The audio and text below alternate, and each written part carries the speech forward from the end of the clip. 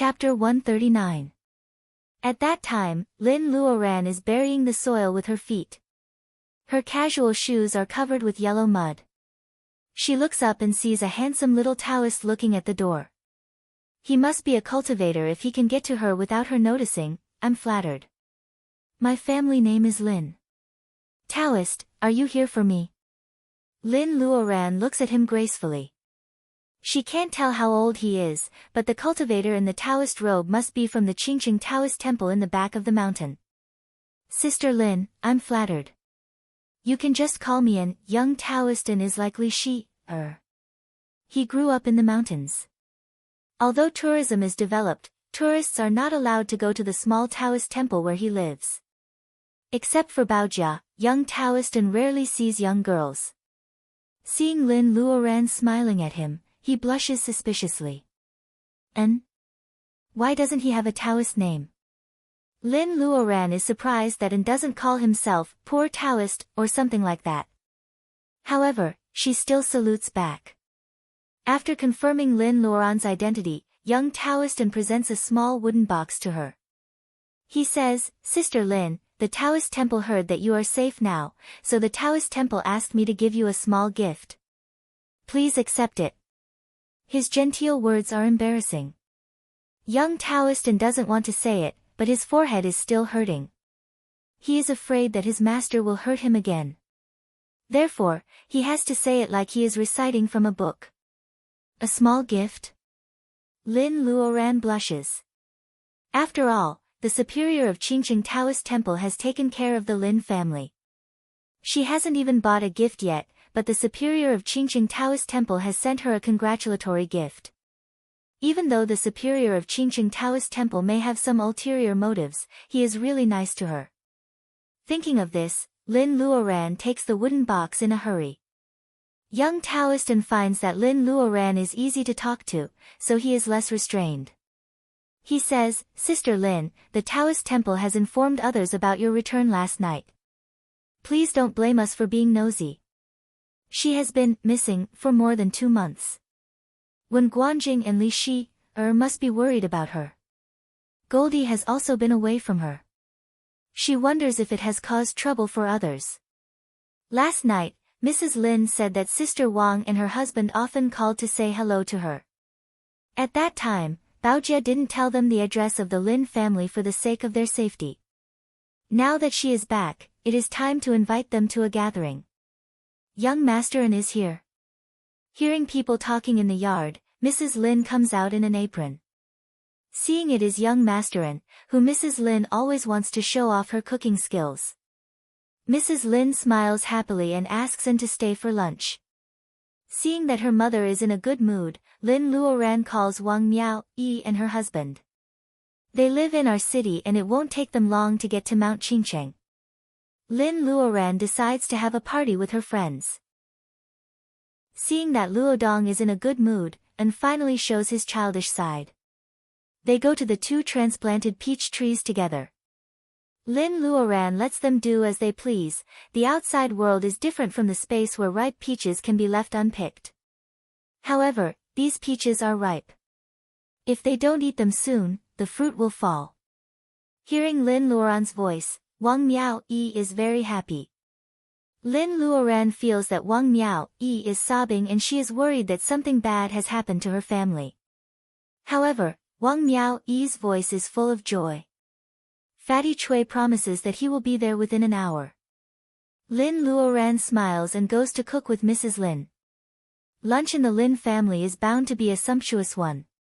Young Master An is obviously more qualified to be a foodie than the whole Lin family. Hearing that his friends are coming, he takes Luodong to the mountain. Within half an hour, he comes back with 2 rabbits and a colorful pheasant. Luodong even carries a small basket of wild mushrooms in his clothes. It seems that An has not only found the ingredients but also prepared the side dishes. The salmon that Lin Luoran brought back from Norway is fresh in the space. It is even purer than those high-end Japanese restaurants that claim to have flown in by air. Baojia secretly eats some of the salmon before it is served. The pheasant is stewed with mushrooms, the rabbit is chopped and stir-fried, and the seal is barbecued. Even Baojia can't help but murmur that the table is full of wild game. Not to mention the vegetarian dishes, the leek in the space is delicious enough to fry an egg. Mrs. Lin is not sure whether the eggplant that Lin Luoran makes is better to make eggplant with garlic sauce or braised eggplant with oil. Looking at the high-grade ingredients with reiki all over the place, young Master An is so itchy that he doesn't know where to put them. However, Mrs. Lin wants to show off and forbids him from cooking. Young Master An can't help but scratch his ears and rub his nose. He feels that watching the high-grade ingredients being put into the pot without being able to cook is 100 times more painful than being beaten by his master. When the dishes are almost ready, Lin Luoran secretly hides in the basement. She already has an idea of what to give the superior of Qingqing Taoist Temple. However, the gift box is not ready yet, so she has to hurry. Baojia moves all the raw stones she won from gambling in Rueli, including the 2 stones she bought in Panjiayuan in the capital. Baojia piles them up in the basement. Lin Luoran picks a raw stone which is as big as a bowl and is about 20 centimeters long. She doesn't need to use the machine at all. The sharpness of the spell of gold is much better than that of a cutting machine. When Lin Luoran neatly unwraps the jade and carves it into 3 jade bottles of the same size, Mrs. Lin announces that dinner is ready. Lin Luoran takes out the monkey wine from her space and fills 3 different spirit wines with different ages into the jade bottles. Lin Luoran finds a piece of red ribbon to tie the bottles, which adds a bit of nobility. Although this piece of jade is not very good, no one in the mortal world would use it to carve wine bottles. Lin Luoran doesn't want to waste the reiki of the monkey wine. It's just that everyone knows that the reiki on the earth can be locked by jade. Outside Lin Luoran's space, even the best monkey wine will lose its reiki and become ordinary wine. The gift sent by the superior of Qingqing Taoist Temple to Lin Luoran is in a wooden box. Lin Luoran does the same thing. She finds a piece of wood and carves a bigger box. She spreads the silk cloth on the box and puts the 3 jade bottles in it. After thinking for a while, Lin Luoran weaves a small basket with willow twigs and puts the peaches she picked from the space in it. Mrs. Lin has urged Lin Luoran to have dinner several times. Lin Luoran doesn't dare to disobey. She has prepared a gift in return, so she goes to wash her hands. With the sound of a car engine, Lin sees a familiar Hummer through the iron fence. Sister Wang and her husband have arrived.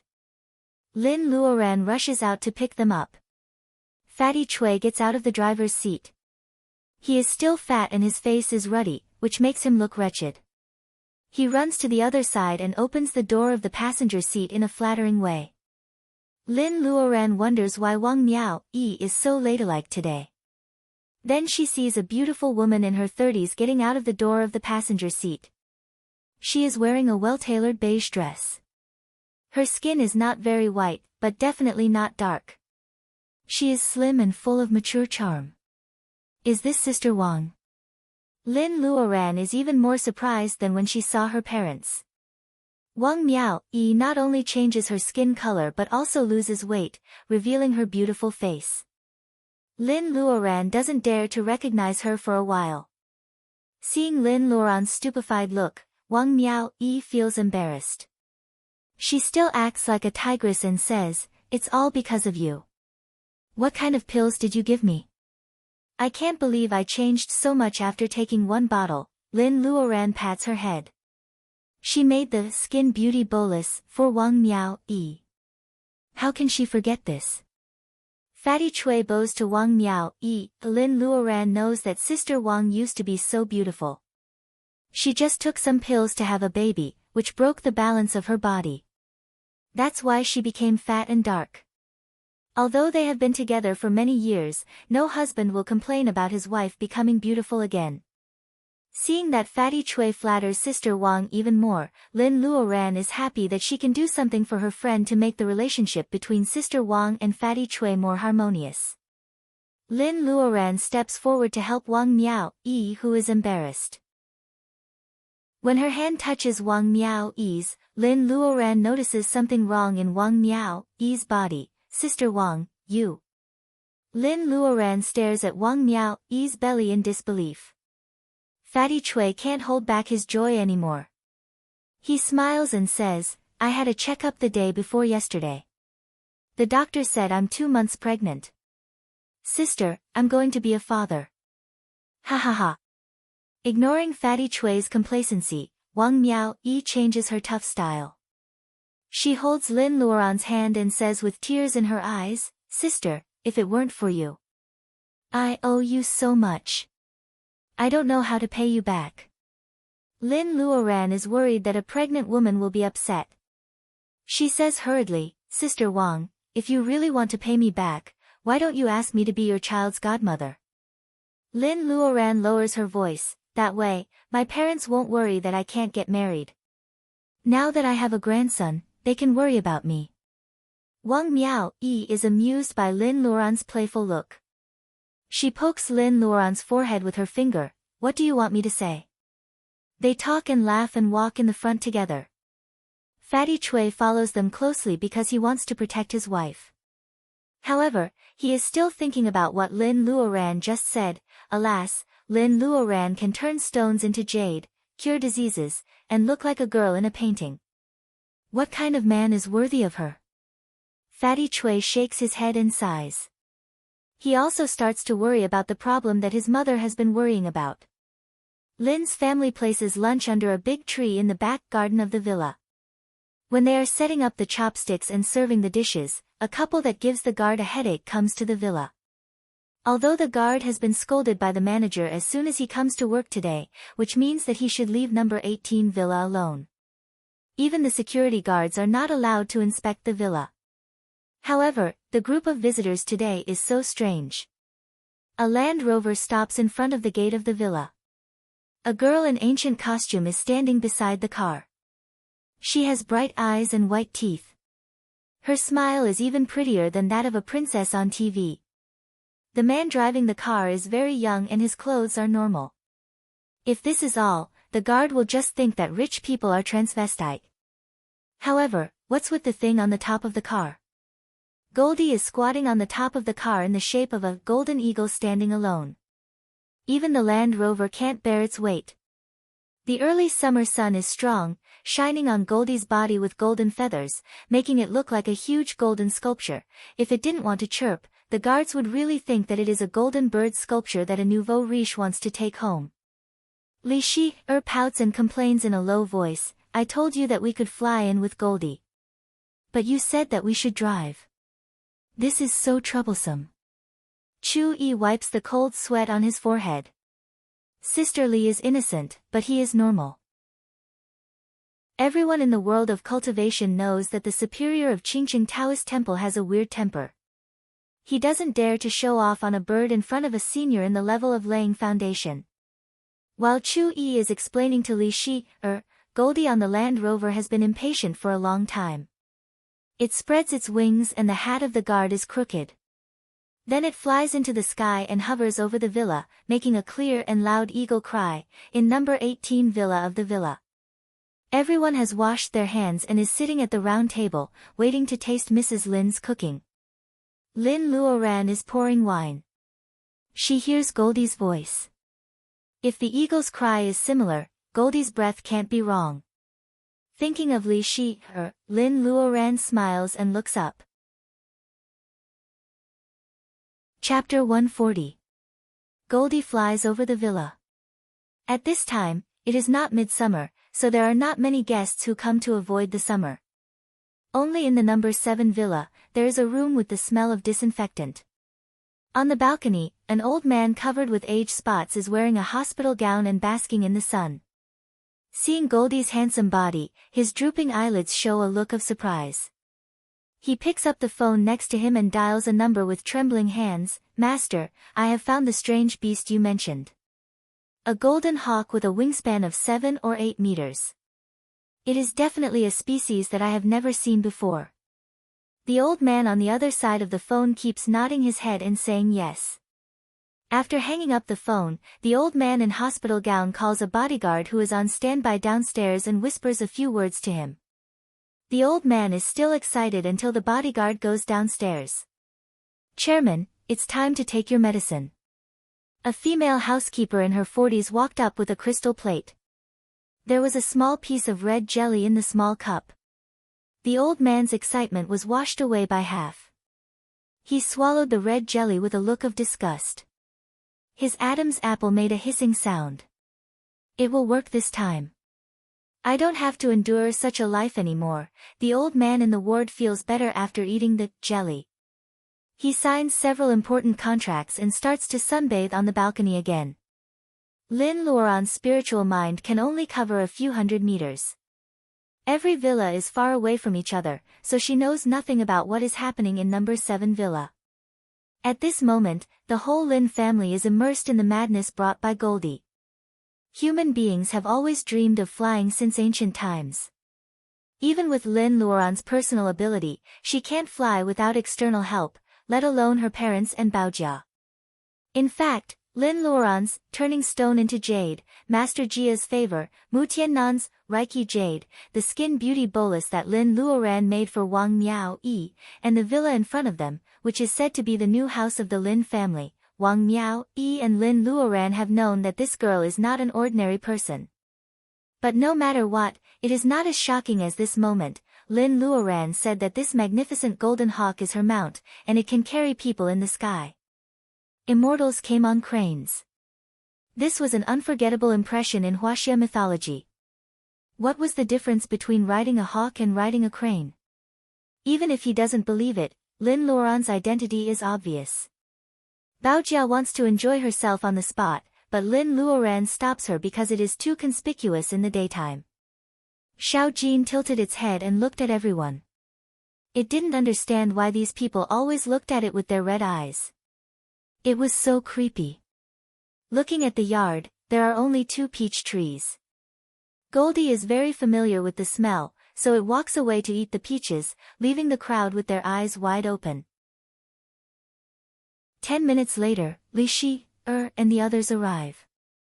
Wang Miao Yi is surprised to see Li Shi, in a tang suit.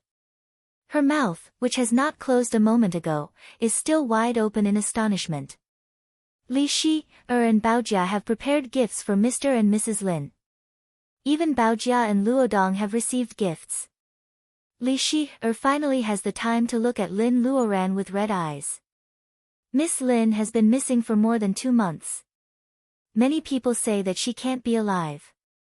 Only Brother Wen, Lin Luoran, and Chu Yi believe that she is still alive. Days go by. When Li Shi, is about to lose hope, the school receives a message from the superior of the Qingqing Taoist temple. Miss Lin has returned safely. Chu Yi came by plane, but Li Shi, was carried by Goldie. If Brother Wen were not on a mission abroad, he would have come as well. Hearing Li Shi's words, Lin Luoran says to herself that she is doomed. Sure enough, Mrs. Lin, who has sharp ears, heard every word. She starts to interrogate Lin Luoran about her disappearance. Li Shi, sticks out her tongue. She knows that she is in trouble. In order to cover up her mistake, Li Shi, remembers that Goldie just left her and Chu Yi alone. She casts a spell called Be-Tail, and the golden needles are shot at Goldie, who is eating peaches like rain. Li Shi, has never thought that Wang Miao Yi and her husband are among the people here, who are ignorant of the situation. Seeing the gold needles shooting at the eagle, which is said to be able to fly with people, and then bounced back by the eagle's wings, Li Shi, in a tang suit dodges awkwardly. Wang Miao Yi feels that she is in a movie theater and it is showing an oriental fantasy film. Sister Wang, I'll explain it to you when I have time. Li Shi, wants to teach Goldie a lesson. Lin Luoran feels like her shoulders are about to break. She whispers to Wang Miao Yi and tells the others that dinner is ready. Wang Miao Yi and Fatty Chui calm down and take a sip of the amber-colored wine in front of each of them. They feel very comfortable, knowing that they are waiting for another explanation from Lin Luoran. Lin Luoran is not being stingy. Ordinary people can only drink 1 glass of this spirit wine. Even young Master and Li Shi, and Chu Yi can't digest the spirit wine immediately. Therefore, each of them can only drink a small glass of it. Goldie, on the other hand, finally finds something it is interested in besides peaches. It pesters Lin Luoran to pour it a big bowl of the spirit wine and drinks it up. Young Masterin is frustrated. As a wood cultivator, no one knows better than him how many spirit herbs are needed to make this kind of spirit wine and how much energy is needed to balance the violent Reiki. Goldie is so lucky. After eating this sumptuous feast with ingredients from all over the world, young Daoist and had to go back to report on his mission. He did not dare to stay for long. Li Shi drags Lin Luoran's sleeves and insists on staying. Lin Luoran can't ask her to stay while Chu Yi leaves, so they both stay. Seeing that this cute girl in ancient clothes has a lot to say, Wang Miao Yi has to keep all the questions in her heart. She tells Fatty Chui that she has something to do and they have to go back first. Lin Luoran doesn't know what to say. She has to figure out what to say and what not to say, so she doesn't ask them to stay. She walks them to the car and then comes back to deal with Li Shi, who is rushing to wash the dishes but has already broken 2 plates. Young Masterin walks on the mountain path with a basket of peaches in his left hand and a wooden box in his right hand. He doesn't care about Lin Luoran's gift, but he is jealous of Goldie, who wastes the spirit wine and peaches. If Goldie's meat is not so hard to kill, young Masterin, who is crazy about cooking, may also want to eat this rare ingredient. Fatty Chui drives out of the villa and sees Wang Miao Yi sitting in the passenger seat in a daze. He pushes her gently. Wang Miao Yi comes to herself and says something that makes Fatty Chui laugh. I'm not satisfied if I don't fly on Goldie once in my life. Chapter 141. Young Masterin returns to the Taoist temple. A younger fellow apprentice has been waiting for him at the door. The younger fellow apprentice is afraid that An will sneak into the kitchen again. The Taoist name of Qingqing Taoist temple is Huizhu. At this time, the world of cultivation is declining. There are only 5 known cultivators in the level of laying foundation, and he is one of them. Taoist Huizhu is 105 years old and he is in the later stage of laying foundation. He is the most powerful cultivator in the state of Huaxia. He has high hopes for young Masterin. Talent is one thing, but no one knows that he is such a lazy person. Master, this is senior sister Lin's gift to return the favor. Young Taoist Masterin held the wooden box and the fruit basket and retreated to the side quietly. Huizhu's room is very simple. Except for a stone bed for meditation, there is a valuable incense burner on the table. At this time, the incense burner was emitting green smoke, and there was a peaceful and elegant fragrance in the room. The white paper window was not closed, and outside the window was a cage of green bamboo swaying with the mountain breeze. It was indeed a pleasant mountain residence. In fact, young Masterin knows that the incense burner is made from the plants in the mountain by himself. It is not valuable at all. This beautiful temple is an heirloom, not a property of his. Cultivators, like Li Shi'er's school, live in the mountain. When Guanjing's family is a big family in the center of Chuan province. The descendants of Master Gua are also important officials in the military and government. The Mu family has a huge amount of money. Many cultivation resources are bought from the secular world. The Lin family is a new upstart cultivator. In a short time, they have accumulated a lot of wealth that ordinary people can't get in a lifetime. Only Qingqing Taoist Huizhu, who is known as the most powerful cultivator in the state of Huaxia, lives a herbivorous life and guards the small yards of the Qingqing Taoist temple. Living in the mountains, he has been out of touch with the secular world for a long time. Do you remember what you saw and ate when you went there? Huizhu doesn't check the gifts. Instead, he asks An first. Young Masterin tilts his head and thinks for a while. Then he tells An what happened in the yard of Lin's family. Iron thorns were hard to find in the secular world, but Shaoan had seen them in ancient books. The seeds of the vegetables planted by Lin's family are buried in the soil. The thin layer of soil can't stop An from sensing wood reiki. The vegetable seeds are full of reiki, which means that they are not ordinary. He also mentioned a type of spiritual wine that he drank at the banquet. He didn't know what it was made from, but it was indeed an excellent drink for cultivators. Huizhu nods. They were taken from the secret land. She's precious female apprentice also took a lot of them out. The old man is too shrewd and refuses to share any. And suddenly understands and talks about Goldie again. Lin Luoran has been missing for more than 2 months and Goldie has also stayed in Li Shi's school for 2 months. Goldie's existence has long been known by the younger generation of Huaxia who have entered the secret land. Old Shi, did that female disciple also go today? Huizhu's spiritual mind can detect the presence of 2 young cultivators in the Lin's house, which is a few miles away. What's more, he insists that one of them is Li Shi, even and feels strange and nods. Huizhu finally opens his eyes. He stares at An and says in a soft voice, I'm afraid you don't know that Shi's female apprentice brought back 3 foundation-laying boluses. And scratches his head. As a young Taoist who is obsessed with pots and pans, he knows how precious foundation-laying boluses are. However, what does bringing back foundation-laying boluses have anything to do with Li Shi's visit? Old Taoist Huizhu looks calm and says with a smile, the 3 foundation-laying boluses are in a stalemate. Mr. Shi kept one for his female apprentice, and the Mu family took one. The special department and the Wen family are also fighting for the last one. It's still up in the air. And blinks. He doesn't know what his master is trying to say. He can't understand what his master is saying. She values this female apprentice of the School of Gold very much. Before, he would never let her go down the mountain to be stained with dust. This time, as soon as he heard that the girl came back safely, the female apprentice arrived the next day. Without Shi's permission, how dare she go down the mountain?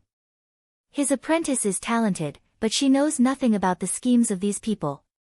He doesn't know whether it's a good thing or a bad thing. Old Taoist Huizhu sighs and sends An away. The old Taoist was the only one left in the room. He opened the wooden box and looked inside. There were 3 transparent jadeite bottles. Even in a room with mottled shadows of bamboos, they still added some color to the room. More importantly, the wine inside was of different ages. The best one was also useful for foundation establishment cultivators. Huizhu thinks for a while, gets up, grinds the ink, and writes a few lines on a piece of white paper. Looking at her Taoist root, she is no different from a cultivator without cultivation. However, she is quite experienced in cultivating spirit plants. I don't know if it's a good thing or not. She has a peaceful mind and doesn't care about external things. She is an excellent Taoist mind for cultivation. Only one of them is filial piety. Because she can't protect her parents, it may become a devil in her future cultivation. In addition, this girl has completed the level of training Qi. Laying foundation will come soon. How can a cultivator without cultivation progress so fast? It is obvious that our guess that she came from the Tao of Bolus may be true. After thinking for a while, Huizhu adds, a genius of single nature is hard to come by in 100 years. However, in a few years, she has all 5 elements, and all of them are related to her. Is the turning point in the prophecy about this girl? After the ink dries, Huizhu folds the letter into the shape of a paper crane. He makes a spell with his right hand and murmurs. The paper crane flies up into the air with a flash of white light. Soon, it flies out of the window and disappears above the Qingqing Taoist temple. In the blink of an eye, it disappears in the dense forest. After sending the paper crane away, Huizhu remembers the spirit wine. He is about to send someone to the capital, but then he smiles and says, she will send it to you. Don't worry. The sun is setting in the west and soon disappears into the mountains far away. Night finally comes in Mount Qingcheng. Lin Luoran arranges a quiet room for Li Shi, and the others. After a busy day, some people in the Lin family gradually fall asleep. Goldie is perched on the big tree behind the villa. Lin Luoran can see its huge body from the room. Even the luxuriant tree can't cover it completely. The old man in the hospital gown in number 7 villa is tossing and turning, but Lin Luoran is not much better. What she doesn't dare to confirm is the Taoist root of her mother. In fact, people are all like this. Ordinary people will be overjoyed when they get the opportunity to cultivate. In novels, people who never miss their parents even when they travel to another world are cold-blooded. However, as the saying goes, when a man achieves the Taoist route, all his friends and family follow him. Lin Luoran becomes more and more greedy with this idea. She hopes that all her relatives and friends can accompany her forever. Baojia's grandmother was a female cultivator. Her Taoist root is not clear how she got it. It is hard to be sure whether it was activated by the golden figure or not. Mr. Lin also has the sense of qi, which proves that he has the Taoist root. What about Luodong? Decades later, when Luodong is getting old, his relatives will become younger and younger, and he will face death alone. How cruel it will be. And Mrs. Lin? Lin Luoran sighs and finally agrees to answer the question. At this time, everyone was asleep, right? Lin Luoran has something on her mind and she can't meditate tonight. She looks out of the window. The night air in the mountains is very fresh. She can hear her parents breathing. Luodong's bedroom is next to Lin Luoran's. Luodong kicks off the quilt when he is sleeping. Lin Luoran tries to calm herself down and sends Reiki of the 5 natures to Luodong. Blue, repulsive. Green, repulsive. Red, repulsive. Gold, repulsive. Lin Luoran is disappointed. However, the brown earth Reiki rushes to Luodong crazily. Lin Luoran's heart is pounding. Is Luodong a genius of a single nature? How is it possible? He is just a kid that Baojia and Lin Luoran saved by chance. How can he have a single Taoist root of the earth? What is wrong? Lin Luoran doesn't know what Huizhu is talking about. She hasn't checked the Taoist root of Li Shi, and others. Otherwise, she will think it is not a coincidence, but a conspiracy. Lin Luoran takes the test again and the result is the same. The sudden ecstasy washes away her worries. She floats to her parents' bedroom with the colorful lights. Mr. Lin has a sense of qi and is more sensitive to Reiki than ordinary people. He notices the peaceful and pure Reiki. As he breathes, the brown, gold, and green Reiki are resonating with him. The Taoist root of 3 natures. It is not good, but it is not the worst either. Lin Luoran goes to check on her mother. Her mother made a lot of delicious dishes today. She is happier than when her children eat well. She is also smiling in her sleep. However, Lin Luoran's heart is cold. The colorful lights are flying around her mother like colorful fairies. However, the total amount of the lights is not reduced. Mrs. Lin didn't absorb any of them, so she doesn't have a Taoist root. Lin Luoran feels bitter at the bottom of her tongue.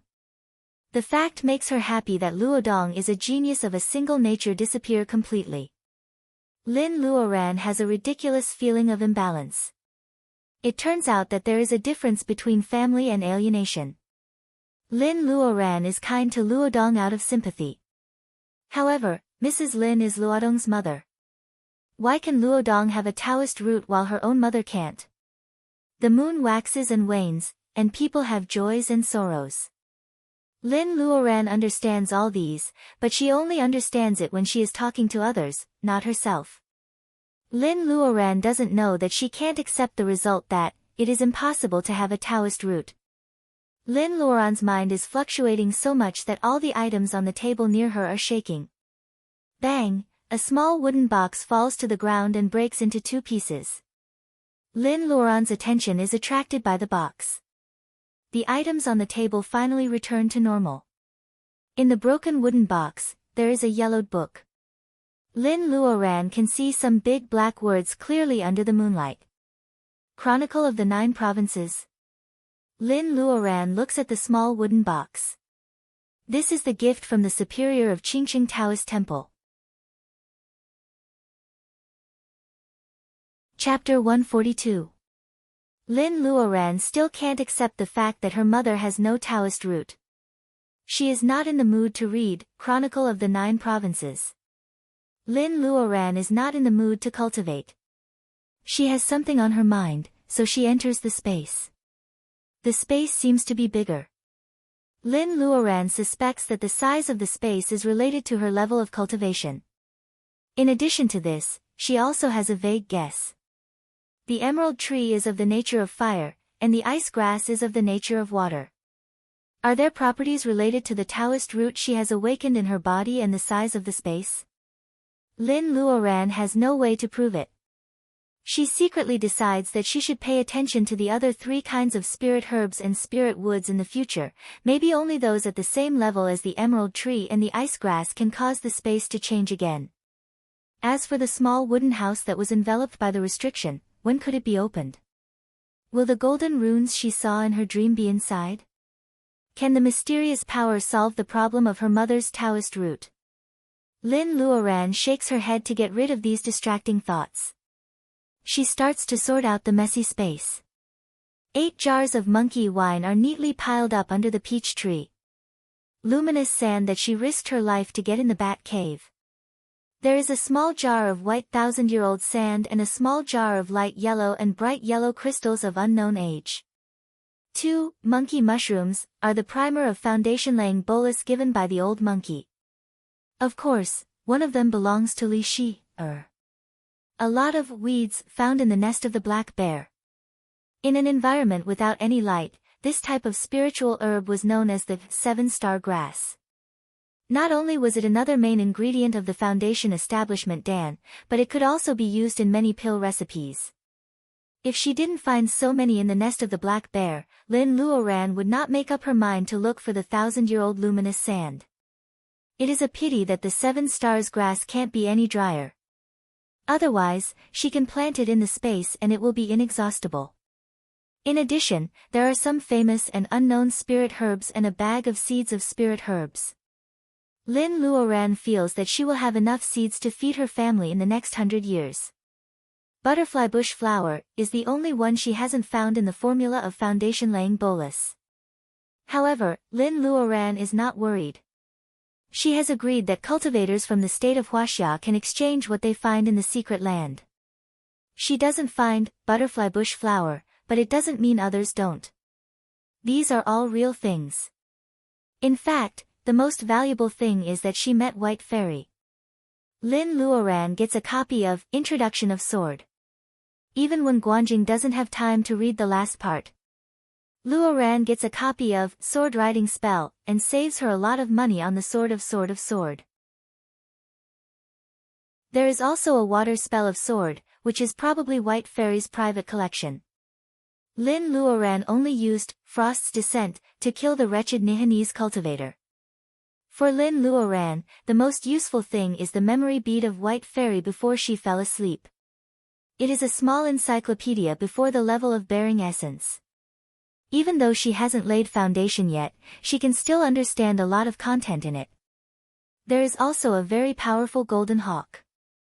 White Fairy says it is called Golden Hawk.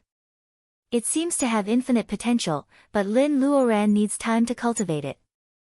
Ice spirit grass is harvested in the North Pole. It is a gift from the trip to the secret land. In addition to the above, Lin Luoran also gets a messy space, just like what she sees in front of her. The vines of the Polygonum multiflorum entangled the territory of the ginseng. Below the chili, there was actually a kind of spirit herb called jade grass. Well, there were also a few flower mushrooms among the chives. A few of them were in a cluster. They were bright and dazzling. They were very rare spirit mushrooms. All in all, the planning of the space was extremely urgent. The land area of the space has been doubled, which is convenient for Lin Luoran's planting plan. Fruits like peaches must be planted. Lin Luoran wants to make spirit wine by herself in the future. She can't grow grains in the space to make wine. Fruits are more reliable. Now there are several peach trees in the space. Lin Luoran plans to keep only 2 and transplant the rest. She can plant them behind the villa or in the house in the city. Anyway, there is an open space. Fortunately, Lin Luoran has planned to plant peach trees. With the spring as the center, all the peach trees are planted in the outermost part of the land, which is the closest to the cabin. Lin Luoran doesn't need to move them now. No matter whether the space becomes bigger or not, the outermost area will always be the same. Lin Luoran can use this circle to plant fruit trees. Lin Luoran doesn't plant vegetables next. In addition to the fruit trees, Lin Luoran leaves a few meters away from the space. She plans to plant tea trees like the parent tree of Dahongpo in Wui Mountain in the future. Then there are all kinds of vegetables. Because they mature so fast, Lin Luoran only needs to plant a few plants of each kind. It is not only enough for the daily needs of a family, but also enough for friends and relatives. However, there are only some common vegetables in the space. There are no mushroom vegetables like enoki mushroom. Lin Luoran thinks that since mushroom can be grown in the space, it is impossible for ordinary mushrooms to survive. It seems that she can start to add dishes. Well, there are bamboo shoots. Should she plant some kinds of bamboo and eat bamboo shoots? At this time, the land in the space is more than half an acre, less than 1 acre. The bamboo root system is developed, so it takes up a lot of space. Maybe I should wait. Lin Luoran puts this thought aside and starts to move the herbs. The herbs mentioned here are Chinese herbal medicines in the secular world, such as ox vine and poria. Although they have been optimized by the space, no one knows how long it will take for them to evolve into real spirit medicine. Lin Luoran has grown attached to them after planting them for a long time. No matter how small a mosquito is, it is still meat. Therefore, Lin Luoran simply plants them between the vegetables and spirit herbs to create a buffer zone between vegetables and spirit herbs. The rest of the space is the medicine garden, planned by Lin Luoran, which is specially used to plant spirit herbs and spirit medicines.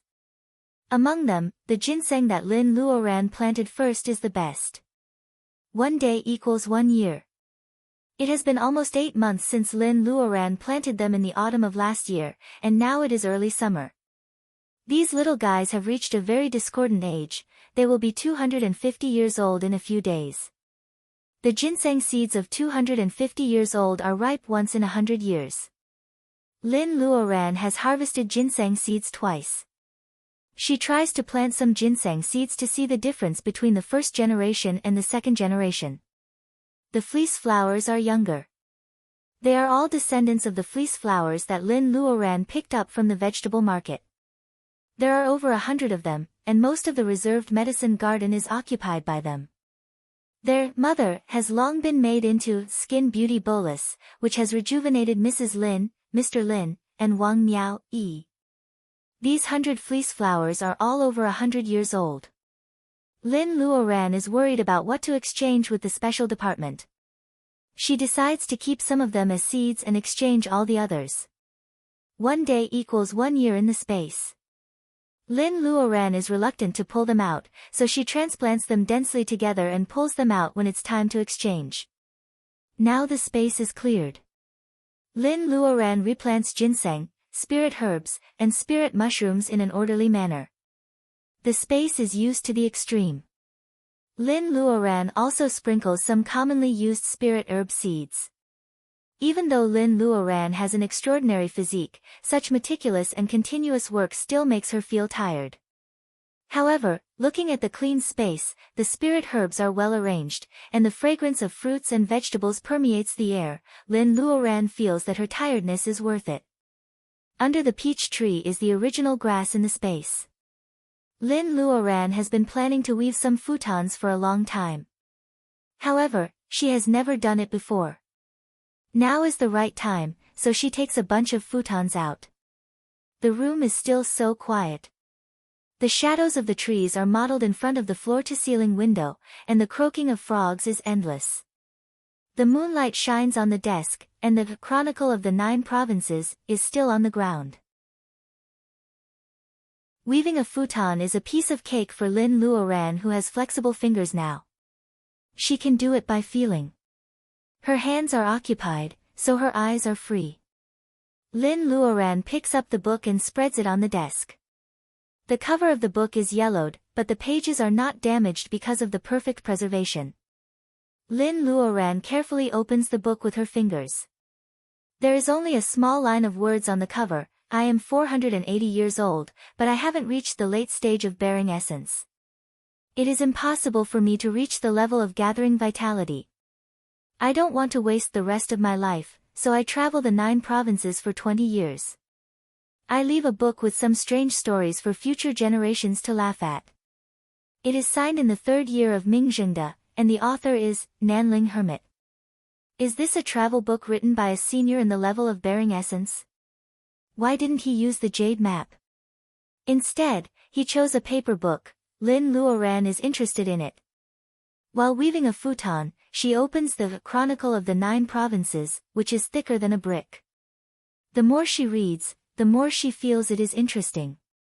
For example, in the 14th sentence, Nanling Hermit is curious about the blue pearl, mermaid's tears, which is loved by female cultivators. There hasn't been a new one for hundreds of years, so he wants to find the mermaid who can turn tears into pearls.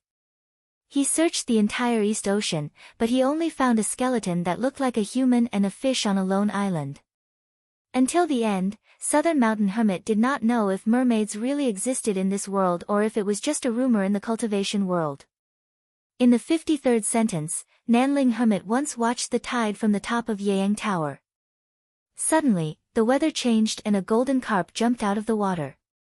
The waves gradually turned into the shape of a gate. Nanling Hermit thinks that he saw the legendary carp jumping over the dragon gate. When he is fascinated by it, dark clouds suddenly fall from the sky and the water of Dongting Lake tumbles. The golden carp is struck by lightning and falls into the waves, never to jump again.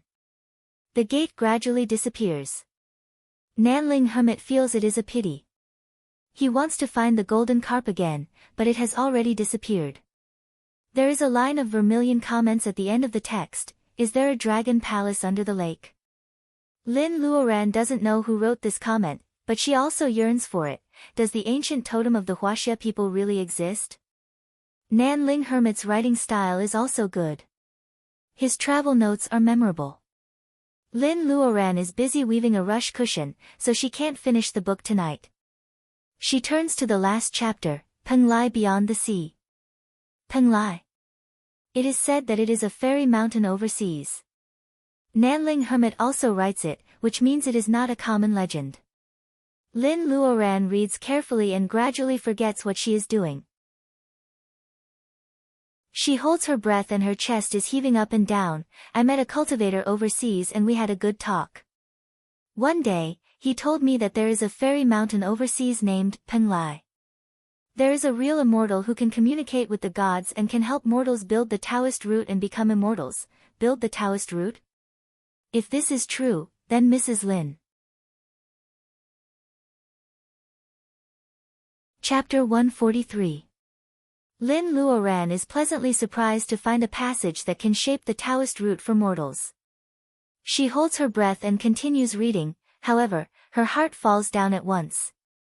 The sentence, Penglai is overseas, is supposed to be the end of the book. Lin Luoran is reading the second last page of the book. The rest of the book is so broken that she can't even see the characters. Lin Luoran doesn't know what is written after, the road to becoming immortals. Putting down the book, Lin Luoran keeps telling herself to calm down. The whole book is intact. Why is the last page blurred? Is it man-made or natural? If it's the former, what is the purpose? Commander Qin once said that because of the Taoist root, cultivators in the world of cultivation will not marry mortals. The crazy Taoist doesn't like the Qin family because of the Taoist root. If the Taoist root can really be shaped by a real immortal, why is there no news about it? Has any cultivator ever done this for their blood-related offspring? Is it because their personal ability is too low, or is it just a legend? Even if ordinary cultivators don't care about family, there must be 2 exceptions. They must have tried hard for it. Did they succeed? Did they know about the spirit mountain, Penglai, mentioned in Lingnanlei Buddhist's book? Lin Luoran's personal ability is poor. Even if there is a real immortal, Lin Luoran can't find the entrance to Penglai, alone in the vast sea. Lin Luoran sighs and closes the book. The rush cushion in her hand has already been woven. She sits on the rush cushion and meditates while sorting out her thoughts. The unique fragrance of grass calms her down. Even the knowledgeable white fairy says that she has never seen a divinization cultivator in her 600 years of cultivation. What kind of state can a cultivator be called a real immortal? Lingnan Lay Buddhist also wrote that it was a drunken talk of an overseas cultivator. Therefore, the credibility of the last sentence, Peng Lai is overseas, is too low. Anyway, it gives Lin Luoran a glimmer of hope. If it is for Mrs. Lin, she can find Peng Lai. How difficult is that? Even if this doesn't work, she still has the bead. As long as she can extend her mother's life, she will have more time to solve this problem. Lin Luoran's depressed mood is lifted up again. Tonight, in just a few hours, her mood was raised to the highest because of Luodong's Taoist root and then to the lowest because of Mrs. Lin's lack of Taoist root. Now, she finally finds an opportunity to calm down. Lin Luoran relaxes and suddenly realizes that she is soaked in sweat, as if she just got out of the water. By the time Lin Luoran comes out of the shower, the sky is already bright. The dark night is over. In the Lin family's villa, sounds gradually came, indicating the arrival of a new day. At 7 o'clock in the morning, everyone except Luodong gets up. Seeing that Mrs. Lin is preparing breakfast for everyone, Lin Luoran cheers herself up. She must work harder on cultivation. Whether it is to unlock the potential of the bead or to find the spirit mountain overseas, cultivation is indispensable. Seeing that she can't do anything in the kitchen, Lin Luoran goes to the yard and casts the growing spell on the iron thorns. After watering them with wood reiki, thin vines finally grow out of the iron thorns and try to wrap around the iron railings. Lin Luoran is satisfied. In 3 or 4 days, the vines will basically grow and be effective. Junior brother Chu, do you know when and where the deal will be held? Li Shi, and Baojia are showing off to Mrs. Lin. Only Chu Yi is watering the flowers in the yard. Thinking of the dense fleece flowers in the space, Lin Luoran can't help asking. Chu Yi hurriedly puts down the sprinkler and says, "Sister, it has been more than a month. Don't you know?" He suddenly remembers that Lin Luoran has been missing. Feeling a little embarrassed, he takes the initiative to explain to Lin Luoran. At first, Lin Luoran thought that there must be a trade fair. Hearing that it has been going on for more than a month, Lin Luoran thought that she had missed it and was very disappointed. However, Chu Yi tells her that it is not what she thought. Where should the trade fair of the world of cultivation be held in the 21st century? A valley with birds chirping and flowers fragrant?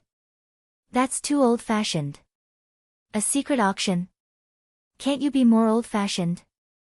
In the 21st century, everyone had convenience, and everyone couldn't live without it. Other than the internet, there was nothing else. Chu Yi tells Lin Luoran that today's world of cultivation has its own BBS. Users are required to register with their real names. After verifying their identities, they can trade what they need in the BBS. Isn't it fashionable? My dear, they will definitely provide free shipping. Hearing Chu Yi's words, Lin Luoran shivers. Free shipping? Damn Taobao, dear. She used to be cheap and often bought online. Now she has been poisoned by all kinds of intimate relationships. She doesn't expect that she still can't escape from this after becoming a cultivator. Living in a villa in the mountains, a computer is also indispensable. Chu Yi really encourages Lin Luoran to register. The name of the BBS is Tribe for Cultivators. Ordinary people can't find this well-hidden small BBS. Even if they find it, they will think that it is a group of readers who like xianxia. Because the names of those posts are too funny, for example, Chu Yi's registered name is Never Angry Chu Yi, and it is verified. Look at his post, "Can I meditate while lying down?" Real experience of Bermuda's secret land. This article is serialized. Please don't jump into the trap. Li Shi passes by the study and sticks her head in. Seeing that Lin Luoran is on the BBS of Tribe for Cultivators, she loses interest. Lin Luoran asks for the reason. Li Shi tells her that she has been cultivating in the mountains since she was a child. Her master is strict with her. Her master wants her apprentices to keep up with the times, so each of them has a computer. However, the internet is blocked, so they can only access this BBS. Li Shi is so bored that she is not interested in this BBS anymore. When Li Shi shows Lin Luoran her sock puppet and asks to add her as a friend, Lin Luoran tries not to roll her eyes. Sister Li Shi who wants to keep her mistress. She was simply acting cute. No wonder everyone doted on her so much. Seeing Lin Luoran again, Chu Yi feels that Sister Lin is more and more approachable. When Lin Luoran registers, Li Shi tells her to call her approachable Sister Lin. Chu Yi nods hard. Lin Luoran has no choice but to type the name into the BBS and kick them out of the study. Lin Luoran submits her registration information and posts a post on the trading board, seeking butterfly bush flower. After a while, someone asks cautiously, "Are you Sister Lin Luoran?" Lin Luoran replies that it is. The BBS is full of many apprentices who have just stepped into the congenital realm and rookies at the early stage of training chi. "Brother, come and see Sister Lin." "Sister, what is butterfly bush flower?" "Sister, I want to keep you as my mistress. I can warm your bed." Lin Luoran is dazzled by their comments, but she is not angry at all. This is how the internet works. Because of the distance, people will reveal their true selves. Lin Luoran would rather see them like this than to see a group of people being respectful to her. Seeing that they are all chatting, Lin Luoran feels that she might have come at the wrong time. Seeing that no one has butterfly bush flower, Lin Luoran posts another post, pure 100-year-old fleece flower. Lin Luoran goes offline after browsing this very small BBS. After lunch, Lin Luoran is ready to go to the city. Li Shi wants to go with her, but Chu Yi stops her. He is worried that Lin Luoran has something private to do. In fact, Baojia can't stay far away from the city. It is too much for her to take care of her parents in the mountain for 3 months. Lin Luoran takes her to go shopping in the city, which is exactly what Baojia wants. Baojia changes her clothes and gets in the car with Lin Luoran. When Lin Luoran drives the BMW she bought last year and passes by number 7 villa, the old man in hospital gown is losing his temper. "You can't find out the owner of number 18? What's the use of keeping you good-for-nothings?" The bodyguard is in fear. Recently, the chairman is getting more and more hot-tempered. Many colleagues have lost their jobs because of carelessness. However, there is nothing he can do. He can't find out the identity of the owner of number 18 villa who suddenly moved in 3 months ago. Even those invisible rich people who can buy such a villa should have some clues. From time to time, the golden hawk circled over the number 18 villa twice. The old man in hospital gown was envious of it these 2 days. As a businessman, he liked to make plans before taking action. At first glance, he knew that such a bird of prey had a great background. The old man in hospital gown would not act rashly without finding out the owner of the number 18 villa. "Go on. Don't come back if you can't find anything." The middle-aged housekeeper brings the medicine again. The old man in hospital gown smashes a fruit plate and drives the bodyguard out. As soon as he finishes the red fruit jelly, the door is pushed open by a white hand. A woman in her 20s comes in. She takes off her sunglasses and says sweetly, "Grandpa." Seeing that it is his beloved granddaughter, the old man in hospital gown is less angry. "Lil, you haven't come to see me for a few days." Lil helps the old man in hospital gown to sit down. Her makeup is delicate and she looks ruddy. "Grandpa, you know that I have to take care of the whole company. I'm so busy that I don't even have time to sleep." She takes out some documents and asks the old man to sign. The old man in hospital gown turns them over and frowns. "Acquisition?" Lil nods. "The store we want to buy is a century-old store. Even if we don't want it, we can buy it and split it." The old man in hospital gown thinks for a while and still doesn't sign it. He only says to wait. Seeing that her proposal is rejected, Lil is a little unhappy. She bears it and changes the topic. Grandpa, why don't I help you find out the owner of number 18 villa? Then you will agree with my proposal.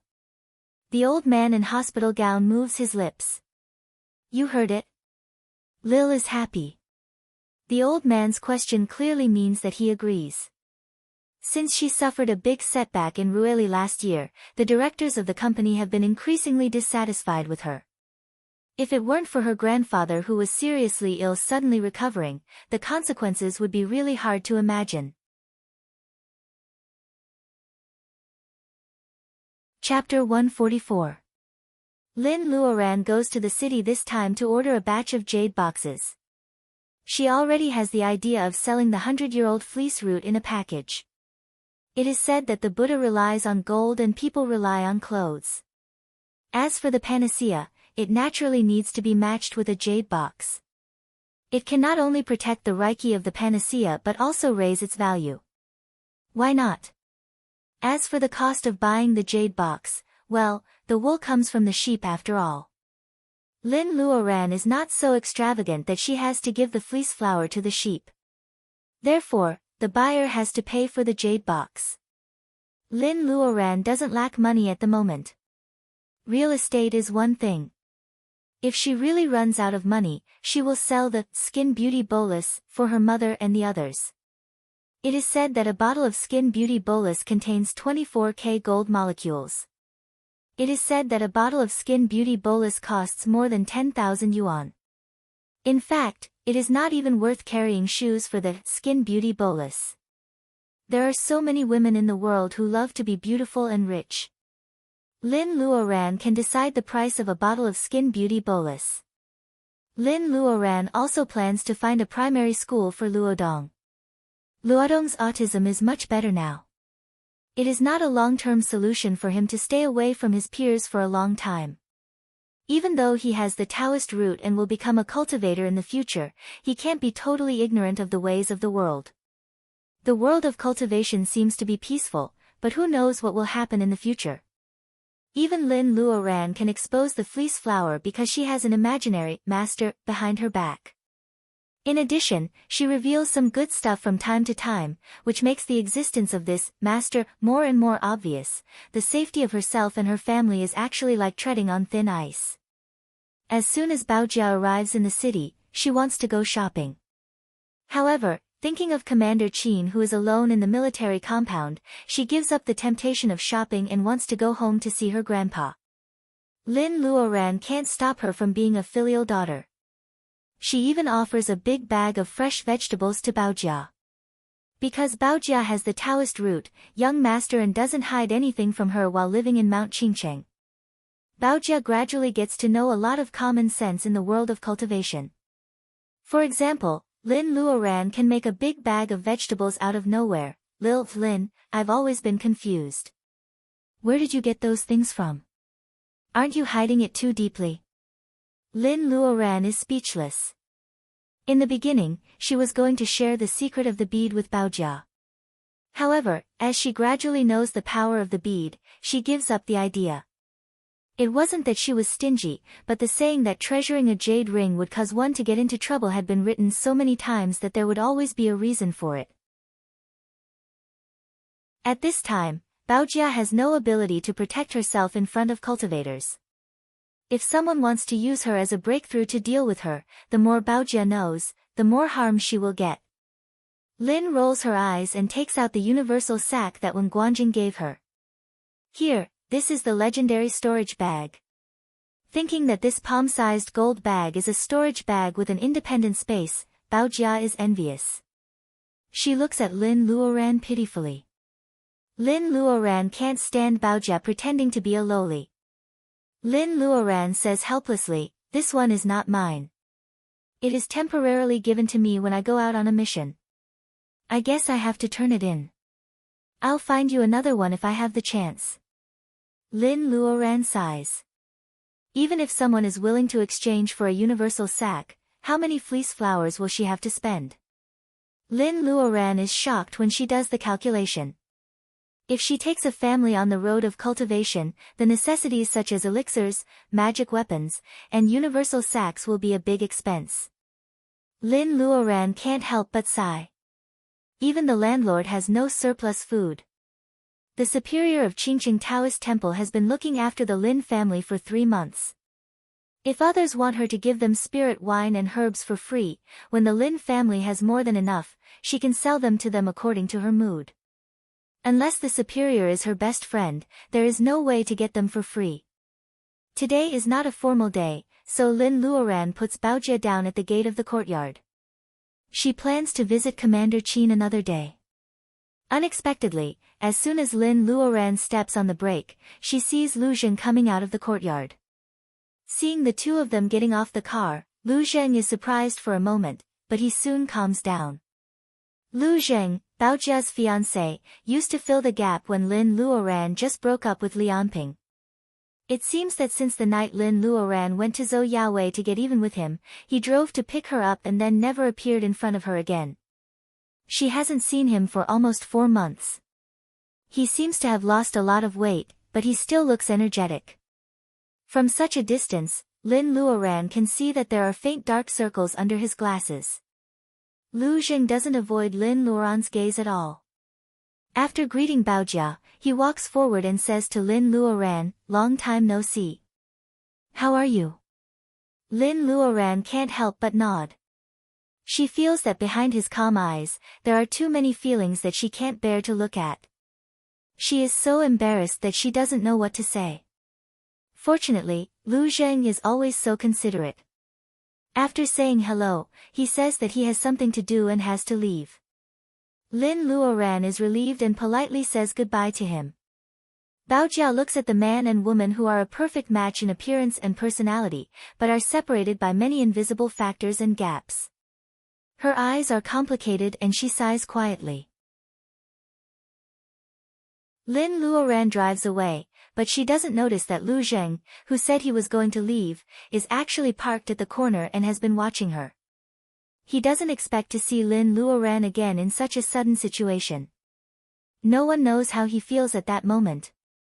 Lu Zheng's fingers tighten on the steering wheel. No one knows how many connections he has made in the past 4 months. However, as Commander Qin said, there is a difference between an immortal and a mortal. Lu's family is a powerful family, so what? The door of cultivation will not open to him just because he is the young master of the Lus. No one says that he can't have the Taoist root. However, how can he open the door to Lin Luoran's world from the mortal world? Lu Zheng's mood is sour and complicated. The traffic lights at the crossroads are flashing like stars in the sky. They are like her eyes, so close and so far. Even though Lin Luoran knows what is on Lu Zheng's mind, she can't give him any response or promise. It's better for everyone to pretend that they don't know. Lin Luoran drives directly to Fatty Chui's shop. Wang Miao Yi is more than 2 months pregnant and hasn't passed the critical period of the first 3 months. Whether Wang Miao Yi is in the shop or not, Lin Luoran won't bother her. Lin Luoran calls Fatty Chui in advance. When Fatty Chui runs out, he is still panting, which makes the shop assistants guess Lin Luoran's identity. Women are the most talkative and gossipy ones. However, they only say that Lin Luoran is Fatty Chui's mistress. Everyone is wondering why their boss is so tough now. Isn't he afraid that the tigress at home will get mad? But then again, their boss's wife has changed a lot recently. Did she go to South Korea for plastic surgery? This kind of topic is women's favorite. The shop assistants inevitably raise their voices, and even Fatty Chui hears them. Lin Luoran just smiles, but Fatty Chui is sweating. Since he came back from Mount Qingqing the day before yesterday, he has regarded Lin Luoran as a master who has entered the secular world. He feels that calling Lin Luoran sister is like currying favor with her. Hearing the gossip of the shop assistants, Fatty Chui feels uneasy.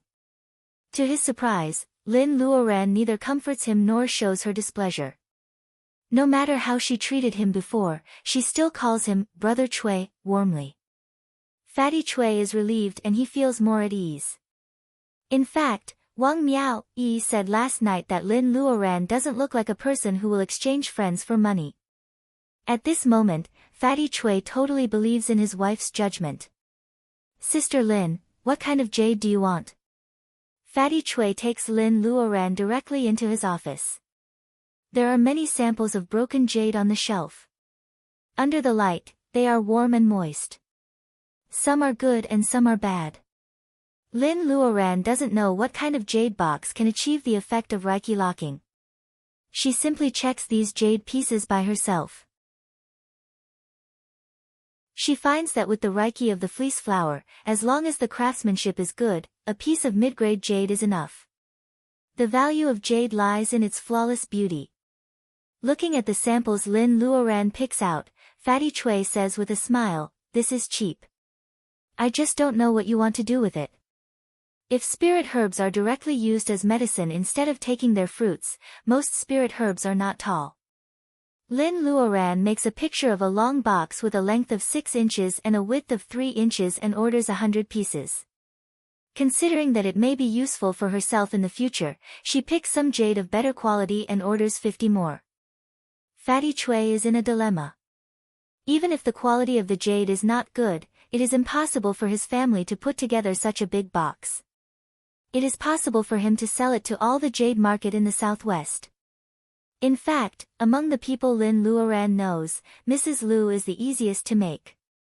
However, Lin Luoran doesn't want to owe Lu Zheng anymore. She can only beg Fatty Chui again and again for help. Fatty Chui feels happy that he can help Lin Luoran. Only he can understand the contradictory feeling of being in a dilemma and happy at the same time. When Fatty Chui walks Lin Luoran out and the chubby figure is gone, Lin Luoran remembers that she didn't even calculate the price. No matter how cheap the jade is, the quantity and the craftsmanship of the jade box can't be cheap. Since she made her fortune by gambling on stones, she has sold more than 20 million yuan of jade. Most of it was used to buy Master Jia's old house. The rest of it was used to spend everywhere. Including the raw stones she picked up in Rueli and the car, Lin Luoran finds that she doesn't even have 1 million yuan in cash. Obviously, it is not enough to pay for the jade box. Fortunately, she doesn't have to deliver the jade right away, so she still has time to collect money. What if she goes to the BBS to change the price and sell some spirit herbs in Huaxia currency? Lin Luoran recalls the address she found on the internet and goes straight to the elementary school where Luodong is going to study. When Lin Luoran is talking with the director of the school, she will never know that at this moment, in front of the villa in Qingcheng, an old acquaintance is wandering around the Bluestone Pier, thinking about how to find out the history of the Lin family. Ellie is wearing a sports jacket with a towel around her neck and jogging shoes. She looks like a standard sports attire. If it weren't for the power of the early summer sun, Ellie would look like a guest of a villa in the villa who accidentally jogged into the area of the Lin family's villa. Through the iron fence, a good-looking young man is arguing with a girl in an ancient costume with a flushed face. Rich people nowadays have a lot of eccentricities. Wearing ancient costumes is nothing. Ellie conceals the strange feeling in her heart and raises her voice slightly.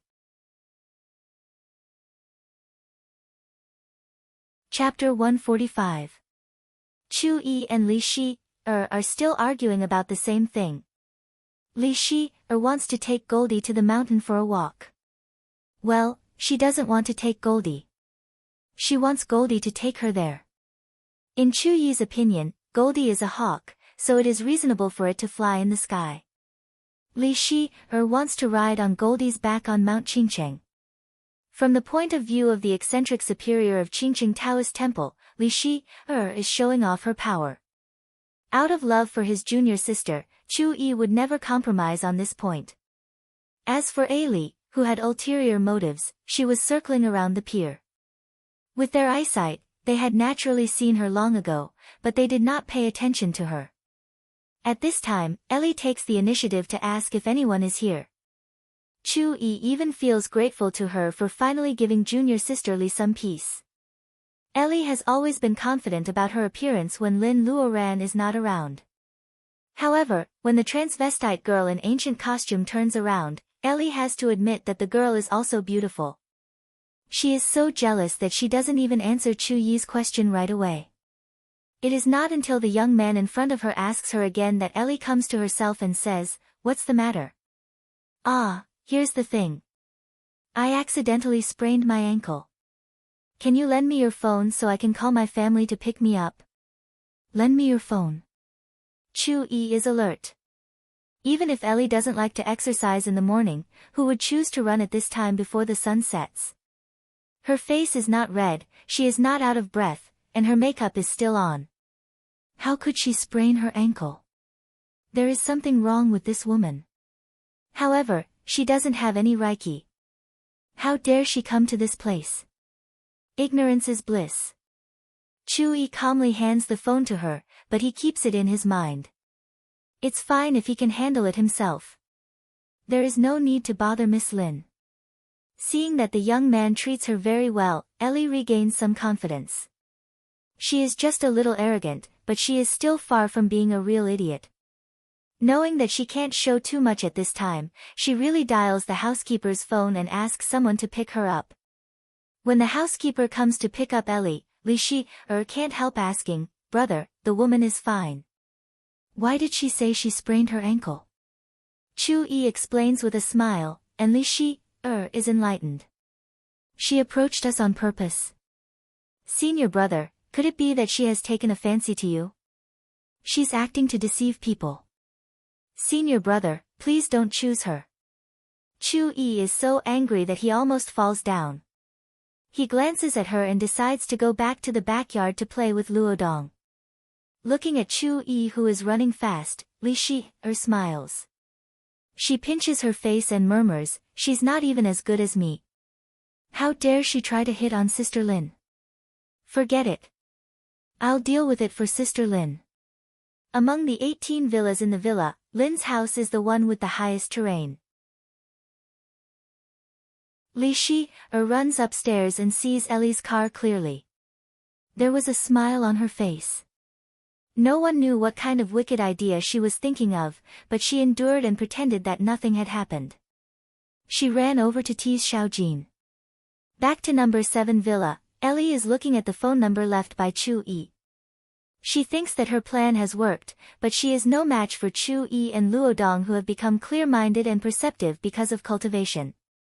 Thanks to Kong Fong, Luodong, a young boy from Lin's hometown, is able to get into a public elementary school in a district of Rong City after paying a large sum of money for Luodong. Lin Luoran has just talked with the director of the school. The director says that she can bring Luodong to take a test at any time. According to Luodong's age and progress, Luodong will be enrolled in the new semester.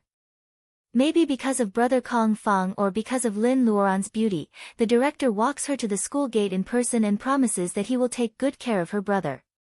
It is the middle of May, and the new semester begins in September. That is to say, Lin Luoran still has 3 months to go. In fact, she already has an idea to cure Luodong. After settling down at home, she can start to treat Luodong. The only thing that Lin Luoran is worried about is the Zhou family. After so long, they haven't done anything. Is it because they are afraid of the superior of Qingqing Taoist Temple? The latter possibility is very low. No one knows better than Lin Luoran how serious Zhou Yaoi's injury is. Lin Luoran's whip not only broke Zhou Yaoi's bones, but also shattered Zhou Yaoi's meridians with Reiki. Unless Zhou Yaowei can find a master in the level of bearing essence to help him reconnect his broken meridians, it will be very difficult for him to heal his broken meridians. Unless Zhou Yaowei can find a master in the level of bearing essence to help him reconnect his broken meridians, he can't even stand up, let alone cultivate.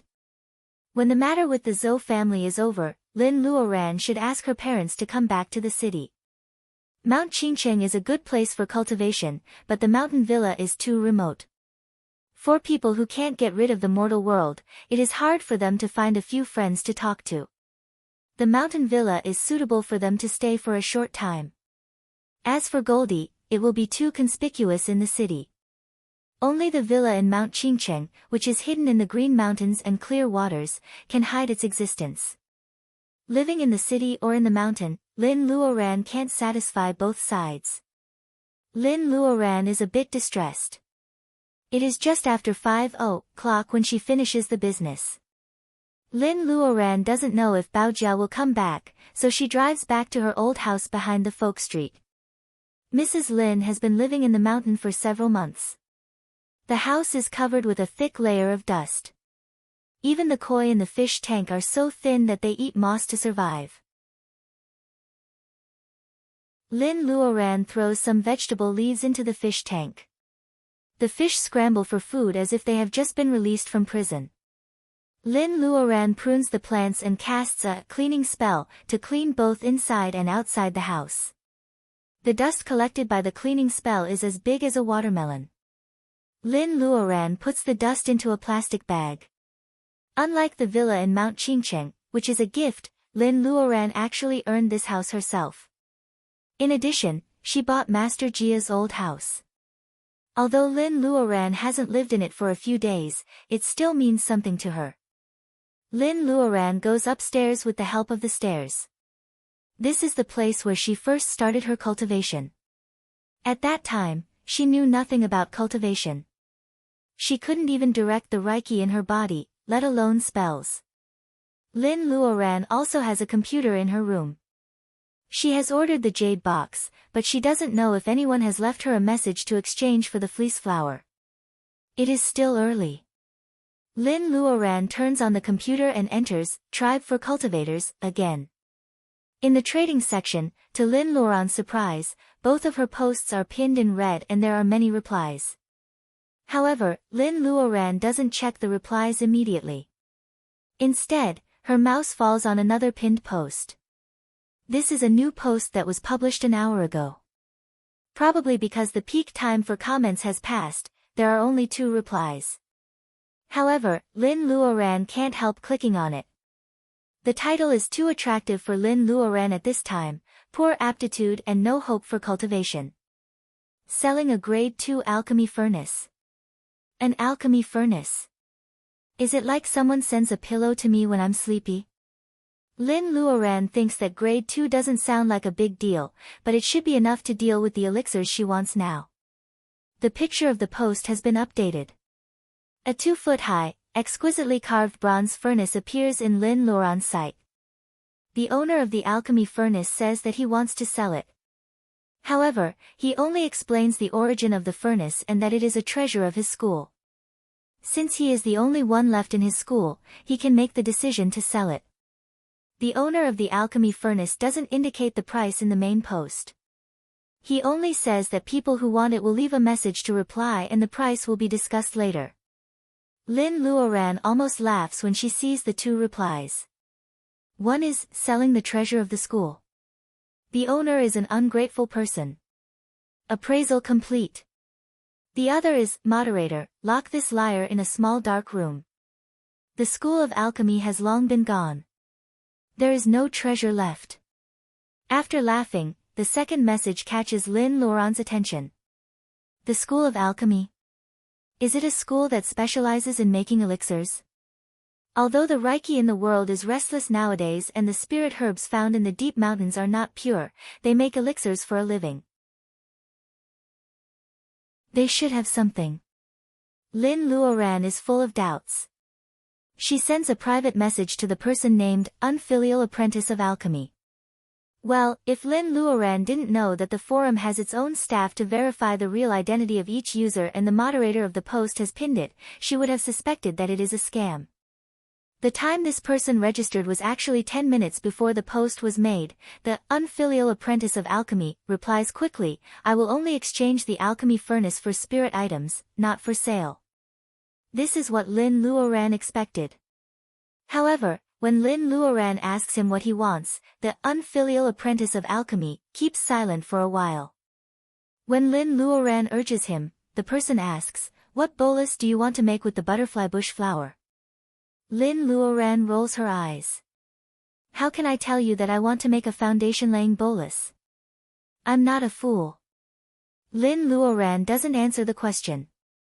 She directly asks if she can exchange the 100-year-old Polygonum multiflorum. If not, what level of spirit medicine does she need? The person doesn't hesitate at all. He sends a mocking emoji. I have even sold the alchemy furnace of my school. What do I need your spirit herbs for? Lin Luoran is always good-tempered, but she is also speechless. Is this an acquaintance of hers trying to make fun of her? Lin Luoran is not in the mood to talk with him. When she is about to block him, the person sends another message, which finally gets to the point. I will stop teasing you. You can have the alchemy furnace, but I want the bolus you made in the first furnace. The bolus I made in the first furnace? Lin Luoran frowns. The person asks her to give him the address quickly. Lin Luoran leaves the address of the villa in Qingcheng. When she is about to say something, the person's profile turns black. She checks and finds that the person is offline. Lin Luoran's fingers holding the mouse are stiff. This person is so strange. He didn't even tell her when to deliver the bolus. How can he be so sure that she will give him the first furnace?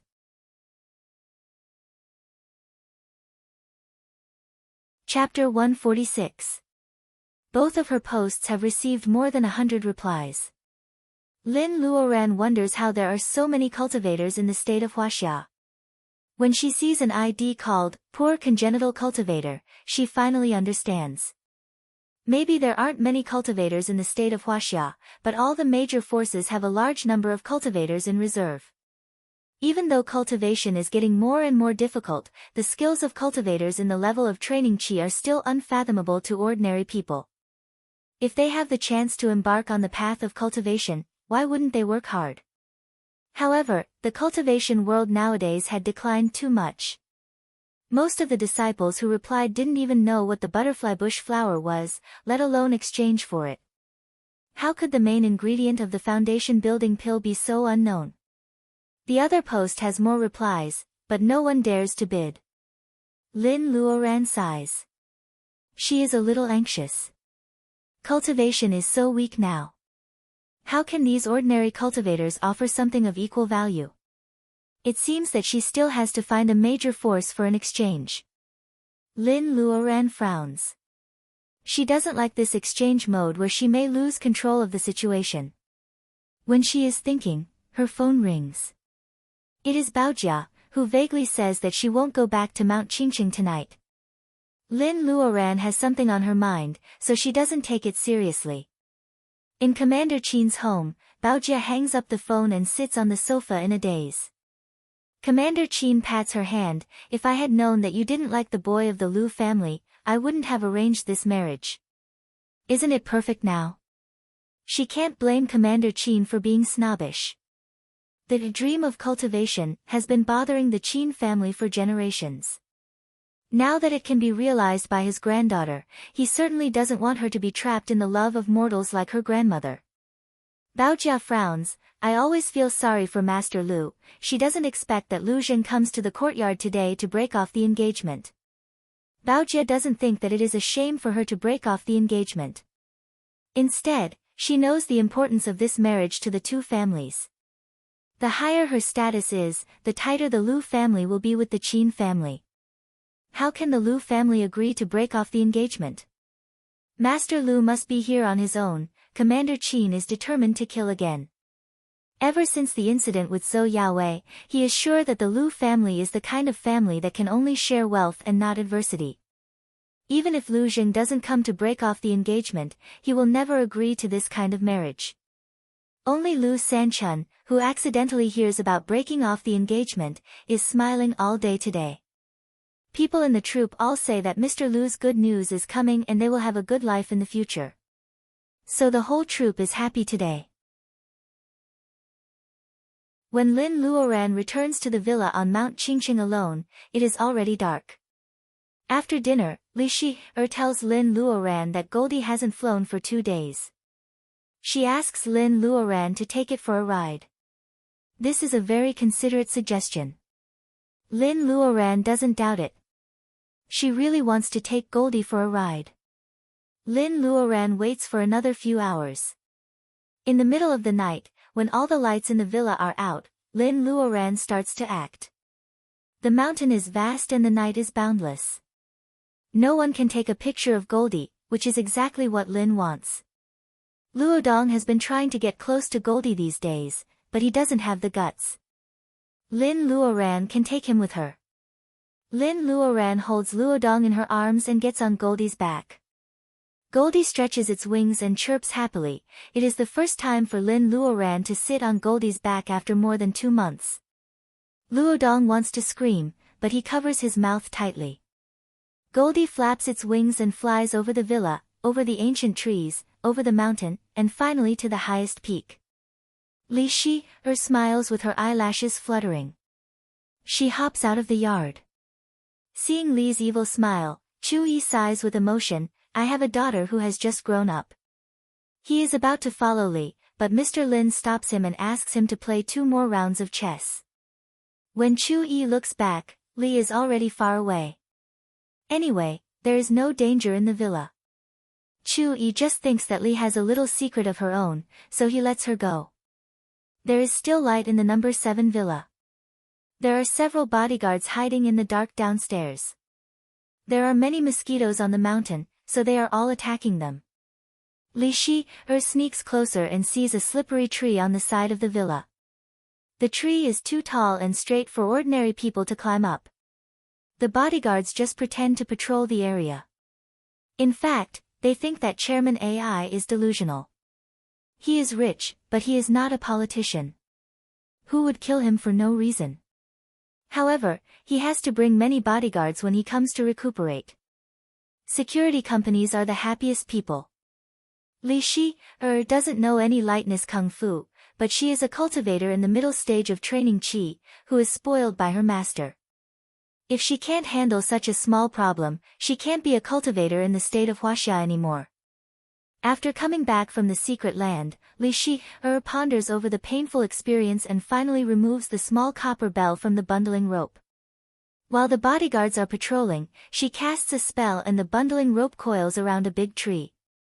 With the help of the magic weapon, Li Shi climbs up the tree easily. Then she coils around the railing of the balcony and gently climbs over to the balcony. The purple curtain is fluttering in the breeze. It is almost the same color as Li Shi's dress. She hides behind the curtain so that no one can find her. Ellie is removing her makeup, so she has no idea that someone is hiding outside the window. While she is applying eye cream, her phone rings. She looks at the number and picks it up grumpily. Li Anping, is your leg okay? Ellie doesn't know what Li Anping is talking about. She sneers, medical fee. Do you think I am Lin Luoran or do you think you are prettier than Panan? Hearing the name, Lin Luoran, Li Shi is alarmed and holds her breath. Ali and Li Anping quarreled on the phone, revealing each other's shortcomings. They almost told each other about the past. The more Li Shi hears, the angrier she gets. She clenches her fists. After that, Ellie sends a message to Chu Yi to thank him. She waits for a while and then goes to sleep angrily. Li Shi hears Ellie's steady breathing and sneaks into the room. TSK, she sighs. This woman is so ugly without makeup. Can she really be Miss Lin's former rival in love? Why does she want to hurt the Lin family? Li thinks for a long time but still can't figure it out. She is not convinced. However, this woman doesn't deserve to be sentenced to death. After thinking for a while, Li's eyes light up. Li Shi makes a complicated gesture with her right hand and casts a spell of the nature of gold over Ellie's head.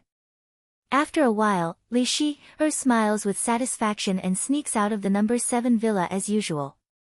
Lin Luoran and Luodong don't come back until Lin Luoran goes back to her room and smiles to herself. Li Shi can hear Luodong's bell-like laughter through the wall.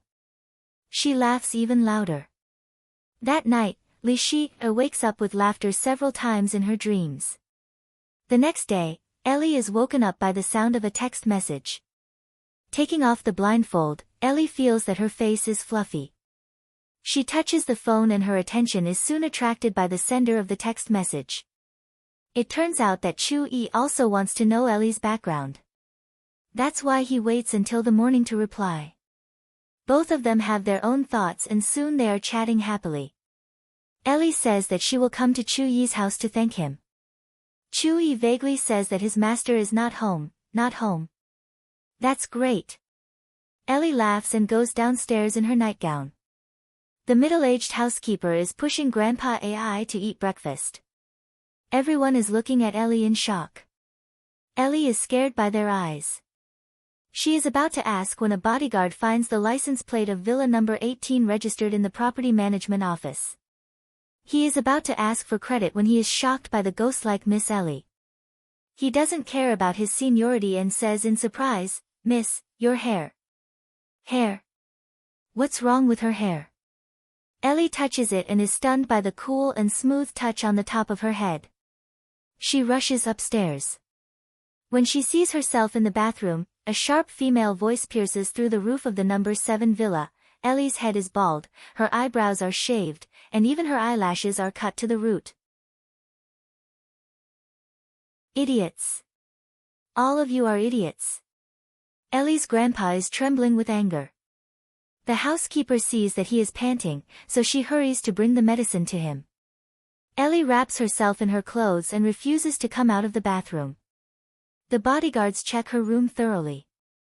They find nothing except her hair scattered all over the bed. Footprints? No. Fingerprints? No. The bark of the big tree in front of the window is still intact. Where did the thief get in? The bodyguards check the surveillance video of the villa and even the shadow of a ghost can be found. Therefore, the bodyguards privately say that Miss Ellie has encountered a ghost-shaved head. Ellie is usually arrogant and doesn't take these bodyguards seriously. At this time, no one helps her to refute the rumor. The news that she was shaved by a ghost gradually spreads out. Many people in the security company know about it first. Because they provide security services for many rich people, Ellie's story gradually circulates in a certain circle. The ghost shaving incident of Fortune House becomes a joke in their spare time. Number 7 villa is busy until noon, but they don't even find a hair of the intruder. Recently, Ellie's grandpa believes in the power of ghosts and gods. Everyone says that a ghost shaved head. He is not sure about it, so he dials a number. Master. I hope I don't disturb you. The person on the other side of the phone seems to be in a good mood. Ellie carefully mentions the ghost-shaved head. The person on the other side of the phone is a little interested. Hearing that the whereabouts of the Golden Hawk has been confirmed and it lives in the direction of number 18 villa all day long, the master on the other side of the phone laughs and decides to solve the problem in person. Grandpa Ellie heaves a sigh of relief. His medicine is almost finished. This time, he can ask the master to give him more. Looking at his crying granddaughter, Grandpa Ellie suddenly feels a little irritable. He tries his best to suppress it and comforts Ellie. Ellie, don't cry. The master may come in person in a few days. There will be an explanation for what happened to you. As for number 18 villa, let's put it aside for now. Put it aside for now. Will she just let go of her hair? Ellie's eyes flash with strong hatred.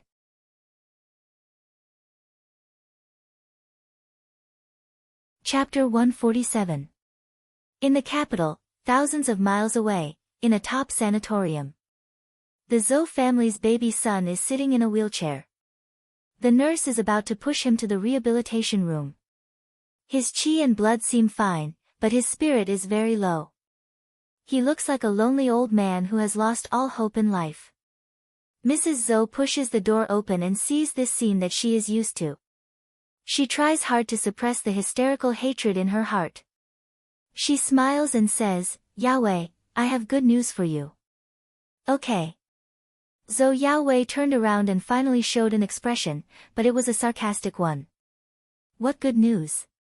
Don't tell me that you have found some elixirs. Mrs. Zhou's face changes.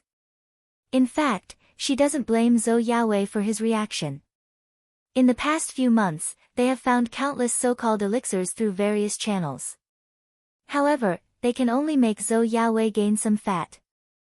They can't even help him stand up, let alone restore his personal ability. But this time, it must be different. Mrs. Zhou is more confident. The nurse has already left, leaving only Mrs. Zhou and her son in the room. She is still so careful. It seems that the setbacks in the past few months have made her smarter. Your master will go and get the elixirs himself. Mrs. Zhou's voice is getting lower and lower. In the end, her voice is almost a whisper. However, Zhou Yaowei's lifeless eyes are getting brighter and brighter. If his master is willing to go, it means that the elixirs this time are not ordinary. Zhou Yaowei's face turns red. When he gets better, the bitch will die. Die. He has to torture her to death. Otherwise, how can he vent his hatred? Lin Luoran. It is said that she has advanced again. He can use her to nourish his body. Zhou Yaowei lowers his head and hisses. This is not the laughter of a human being. At this moment, the only child of the Zhou family in the capital is more like a trapped beast trapped in a deep pit. In this world, only an injured beast is more terrible than a wild beast. If it doesn't die in the trap, it will kill the enemy and bite off the enemy's throat. What kind of beast is Zhou Yaowei? While Zhou Yaowei is swearing, the house of Lin's family is warm and lively. She did not know if there was a specialized logistics company for the transactions on the forum, but the alchemy furnace that she had ordered yesterday had actually arrived. There is no need to hide the fact that there are transaction records on the BBS. Lin Luoran opens the package and everyone gathers around to have a look. The body of the cauldron was bronze in color, and there were carvings of the Cheongqi beast on both sides. It was said that this was a gluttonous divine beast, and fighting with it for food would not end well. Thus, it was used to guard the cauldron and pray for a higher rate of core formation. The furnace is smaller than it looks in the picture. In addition to the alchemy furnace, there is also an instruction manual printed on A4 paper, which explains several simple spells to start the furnace. Lin Luoran has a photographic memory. After memorizing the instructions, she burns the paper into ashes. Following the spell, she tries to inject fire Reiki into the furnace. The lid buzzes and is finally opened by Lin. Chu Yi doesn't want to arouse suspicion, but Li Shi almost sticks her face into the furnace. The inside of the furnace is not a simple container. There are many small compartments on the inside of the furnace, and each compartment is connected to a small round table in the middle. Lin Luoran can't see the more complicated structure at first glance, but she can tell that the compartments are the devices to put all kinds of herbs, and the holes are for the herbs to flow into the round table and then condense into boluses. There are many steps in the process.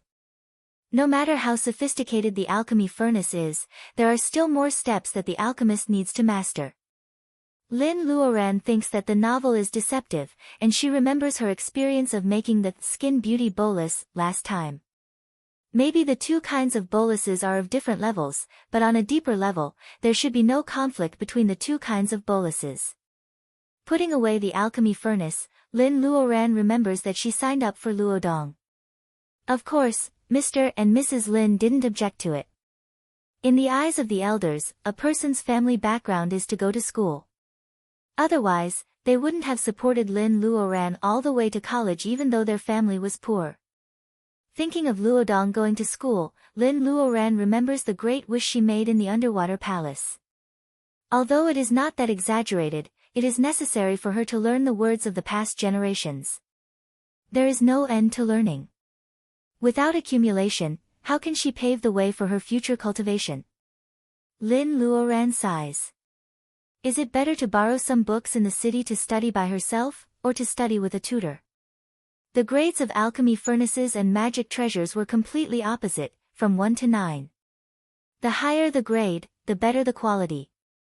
Alchemy furnaces of the 9th grade were the best, matching the legendary 9 transformations golden pill that alchemy disciples pursued all their lives. In fact, alchemy doesn't exist anymore. The original tools for making boluses are scattered all over the land, and the treasures are covered with dust. Lin Luoran is lucky to get this level 2 alchemy furnace. However, she got the level 5 magic weapon, Sword of Bright Snow, at the beginning, so she is not satisfied with it. Lin Luoran sorts out the prescriptions of boluses in her head. There are only a few. There are two kinds of boluses suitable for cultivators in the level of training chi: nourishing chi bolus, and gathering chi bolus. The former is a level 1 low-rank bolus, and the latter is a level 1 high-rank bolus. Both of them can be seen everywhere in the world of cultivation. Among the level 1 boluses, there is fasting bolus. In Lin Luoran's opinion, using spirit herbs to make boluses is not as bad as eating food in the secular world. It is not worth it to use spirit herbs to make boluses instead of eating, so Lin Luoran doesn't consider it at the beginning. As for the foundation-laying bolus, according to its level, it is a real level 4 bolus. Lin Luoran is not arrogant enough to make it at the beginning.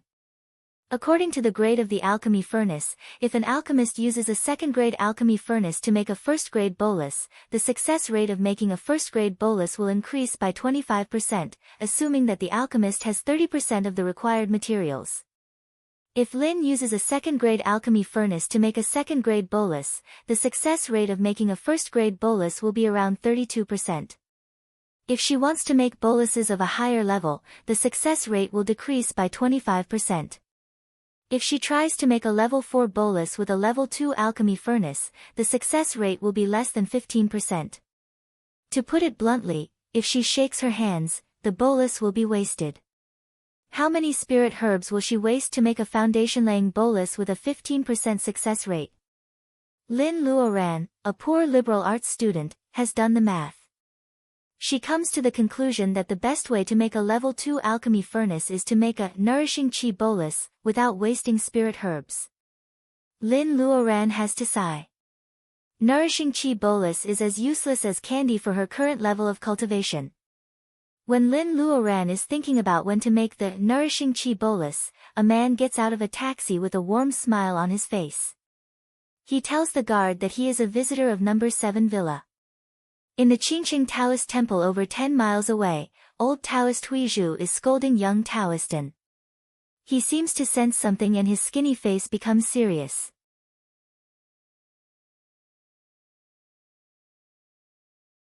Chapter 148. What does a master look like? To be honest, Ali was very curious about this master who saved the old man from the brink of death, but she didn't admire him at all. She didn't even believe in the ancient Chinese medicine of huaxia, let alone this kind of people who could turn into quacks. In Ellie's impression, the so-called master is nothing more than a man with a sloppy beard who pretends to be a master who enjoys worldly adventures. The other kind is a sage-like man who pretends to be a Taoist who has jumped out of the mortal world and is not stained by karma. However, can a woman with such a hot body also be a master? When this woman sits in the living room, wherever she looks, there seems to be thousands of little hands scratching your heart. This is the description that Ellie comes up with after thinking for a long time. Grandpa AI is too old to be attracted by any enchanting beauty. He simply turns a blind eye to the white chest and tells the master about the situation. The master covers her mouth and smiles. I know the owner of villa number 18. Speaking of which, he is Miss Ellie's old friend. Grandpa AI looks at Ellie, who is wearing a wig and doesn't know what is going on. The master smiles and her white chest shakes. Ellie, who is also a woman, feels thirsty. The master says, I heard that he is a beauty with the surname Lin. Is he Miss Ellie's old friend? The beauty with the surname Lin. The first thing that comes to Ellie's mind is the 150 million yuan that she wasted in Rueli. The second thing that comes to her mind is Lin Luoran's beautiful face that can make her look better. Ellie hates both of them. Wait, is it Lin Luoran's doing to her hair? Ellie is both shocked and angry. Grandpa AI looks at her with a sullen face and asks her what is going on. Of course, Ellie stutters. She can't tell Ellie that she stole Lin Luoran's boyfriend and stopped her from working. Then, Lin Luoran set a trap in Rueli and caused Fortune House to lose 155 million yuan. But Grandpa AI is old, but he is not muddle-headed. Looking at Ellie's expression, he knows there is something fishy. Villa number 18 is related to his life. No matter how much he loves his granddaughter, it is not as important as his own life, right? Under Grandpa AI's interrogation, Ellie reluctantly tells Ellie about the old grudge between her and Lin Luoran. As soon as she finishes her words, Grandpa AI slaps her. "You are a disgrace to the AI family." Ellie doesn't expect that Grandpa will slap her in front of outsiders. She is stunned. Grandpa AI closes his eyes and feels remorseful. This is the successor he has chosen, but he is deceived by his granddaughter's seemingly smart and full of management jargon. How can she be the leader of Fortune House if she behaves like this? Grandpa AI was shaking with anger. "How did we get our surname? Do you remember?" There is a clear palm print on Ellie's right cheek.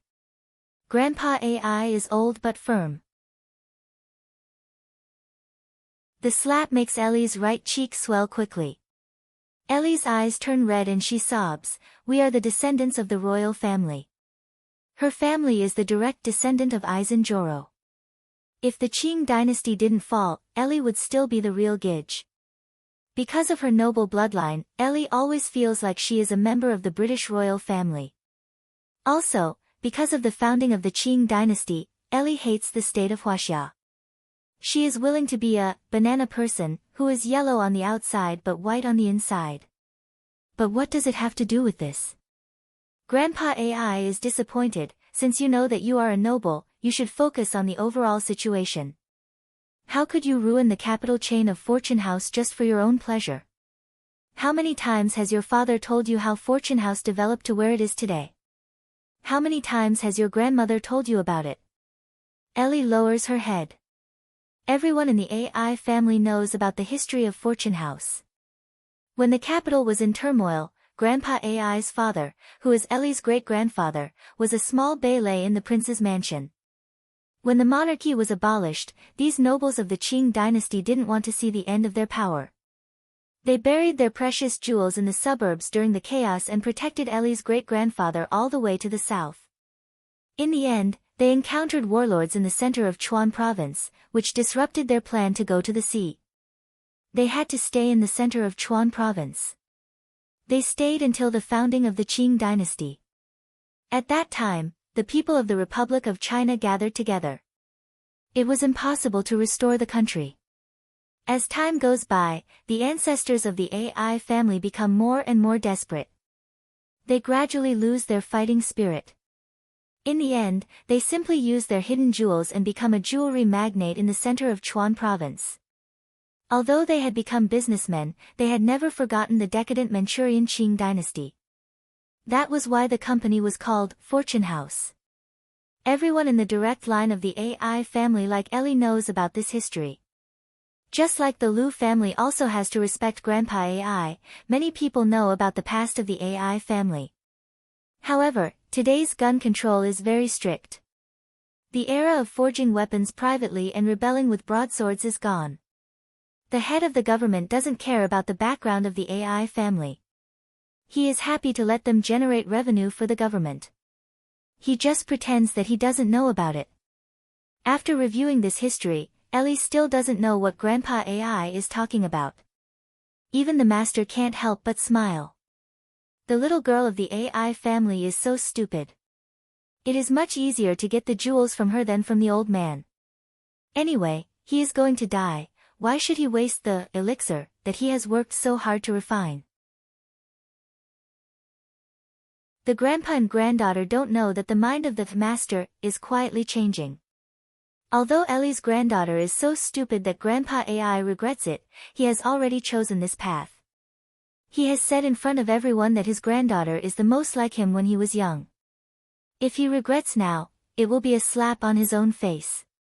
Grandpa AI cherishes his reputation so much that he can't bear the pain. He can only teach her in detail. How is your grandpa's reputation in the industry? Ellie's face hurts so much that tears are welling up in her eyes. She has to admit that Grandpa AI is a man of virtue and prestige. Grandpa AI snorts. Fortune House has destroyed many old stores over the years. Why doesn't anyone in the industry say anything? Ellie wants to say that it is fair and above board.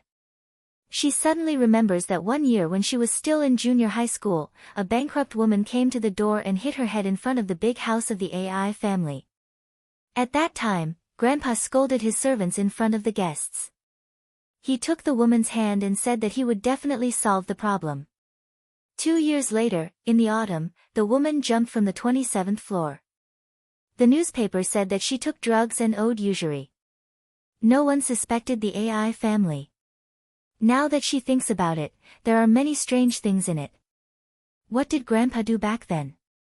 Ellie suddenly shivers. Grandpa AI says in a flat and emotionless voice, "What's the big deal about robbing a man? Fortune House won't have many days if they don't fight for territory. But since you have done it, you should trample the original owner to death so that she can never rise again." Ellie opens her eyes wide and looks at Grandpa AI. It seems that she has met her grandpa for the first time. She forgets the pain on her face. Seeing that the grandpa and grandpa are going to quarrel, the Grandmaster stands up and says, "I won't disturb you." He walks out of the number 7 villa and walks slowly along the cement-winding mountain road. Qingcheng is a holy land of Taoism since ancient times. In the past, with her identity, she would have to take a detour when she steps into the territory of Mount Qingcheng, not to mention the Qingcheng Taoist temple which is so close to it. But now, since the Tao of nature has abandoned these righteous people, she has nothing to fear. Just as Taoist Huizhu can sense her breath, she can also sense the so-called Tao of justice, which she hates. What is righteous and what is evil? Now she can do whatever she wants, but these righteous people don't even dare to use their Reiki. Are they still cultivators? They are just a group of people who are struggling and waiting to die. They are not as free as she is. Thinking of this, the enchanting woman can't help but laugh. 20 years ago, she was still a waste cultivator abandoned by the mainstream cultivation world. Who would have thought that she would come back from the dead and be reborn? Those who had once trampled her under the mud would eventually fall from the altar under her hands. Thinking about it now, it is so ridiculous. She is only in the level of laying foundation, but she just made a conclusion about her life. Well, I will show you what a different life of cultivation is. The enchanting woman giggles. The incense burner in Huizhu's house suddenly bursts into fierce sparks. The incense made by young Taoist and has been ruined. The enchanting woman stops smiling. The gate of villa number 18 is already in sight. Goldie, who is hiding behind the villa, suddenly feels an inexplicable restlessness. It flaps its wings and makes a short and urgent cry, which awakens Lin Luoran, who is studying the prescription of boluses. Why, the wind suddenly blows.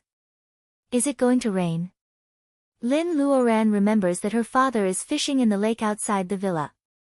She looks out of the window and sees that her mother has gone out with an umbrella hanging behind the door.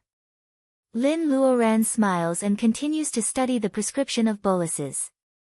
Suddenly, she sees a woman in black on the mountain road. Which villa does she belong to? Lin Luoran is afraid that she will get wet in the rain. The woman in black raises her head. Lin Luoran has extraordinary eyesight. She sees a face that seems to be able to speak with her eyes. She has a charming figure, which is quite attractive. Bang, a muffled thunder suddenly strikes. It seems that a rainy summer is coming, as usual. The trees on the mountain begin to shake violently with the wind. The dark clouds in the sky are getting darker and darker.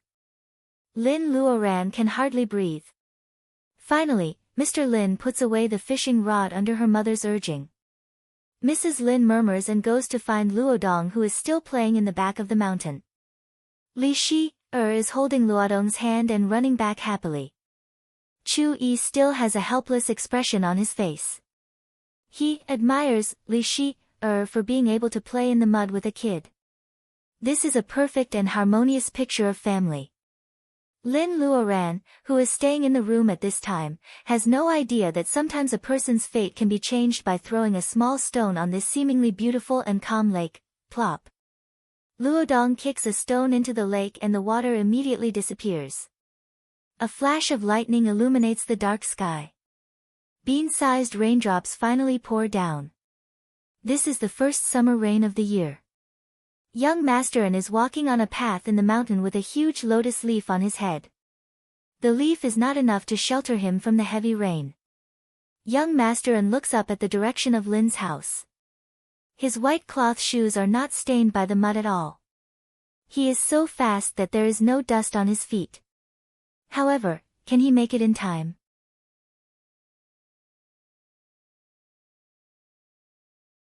Chapter 149. When young Master An arrives at Lin's villa, the rain is at its heaviest. The iron thorns in the yard of the Lin family have already entangled the iron railings, making it difficult for young Master An to see clearly through the wall. He can only hear the sound of the rain hitting the glass window, which is like the feeling of big and small pearls falling on a jade plate, as described in ancient poems. Apart from that, the entire Lin's villa is very quiet. Young Master An can't help but feel nervous when he thinks of Huizhu's solemn words and the current situation of Lin's villa. The big lotus leaf that was used as an umbrella can't stand the rain. There is a big hole in it. Young Master An throws it away and rushes into the rain. The rain only stays on the tip of the grass for a short while. Soon, it quietly converges into a stream under the lawn. The stream flows through the gaps of the cobblestone path into the open-air swimming pool. The grass and dead branches are also brought into the pool. The blue swimming pool becomes very dirty. Young Master An pushes open the half-closed glass door. The bloody scene of Lin's family members and elders doesn't happen. Instead, in the transparent greenhouse, he smells the fragrance of the Sioux Heart orchid. The sound of the rain is so loud that it covers the conversation of Lin's family. Young Master An made an apologetic gesture. He looked around and found the only unfamiliar face. It was a woman dressed in black tights. At first glance, she looked like she was in her early 20s, but from her side profile, she looked like she was in her 40s. Her nose bridge was very high, and her facial features were deep. Her black vest only covered her chest, and she looked very sexy. Although it was obvious that she was an Asian woman, she was more inclined to the exotic beauty of the West. Unlike young Master An, who has been on tenterhooks all the way here, the atmosphere in the greenhouse is very harmonious. The woman in black is holding a cup of hot tea and talking happily with Lin Luoran. Young Master An, Lin Luoran stands up and greets him more warmly than usual. She is smiling as if she doesn't know how dangerous the woman in black is. There are only the woman in black, Lin Luoran, Chu Yi, and Li Shi, in the greenhouse. The two elders of the Lin family are not here, and neither is little Luodong. Young Master An feels a little relieved. He makes a deep bow and says, "Lay Buddhist, my master Huizhu knows that you are here. He asked me to invite you to Qingqing Taoist Temple." The woman in black covers her mouth and smiles, "Lay Buddhist. How could I be worthy of such a title? But since the Abbey Dean has invited me, I really don't dare to refuse." She put down the teacup. Her actions were very proper, but they were more charming than the others. Young Taoist and seemed to be in a hurry. He said that the woman in black was not in a hurry, but looking at his expression, he was too embarrassed to slow down. Lin Luoran keeps asking him to stay and walks him to the door in person. The woman in black and young Master An each hold an umbrella and leave. When they walk out of the gate of Lin's house, the woman in black suddenly turns around and smiles at the big tree behind the house where Goldie is resting. Goldie, who is already very depressed, almost explodes again. "What a rare golden hawk," the woman in black whispered to herself. Suddenly, she looked up and said, "Sister Lin, let's talk about the Tao of Bolus when I go to Qingqing Taoist Temple." Lin Luoran nods and smiles.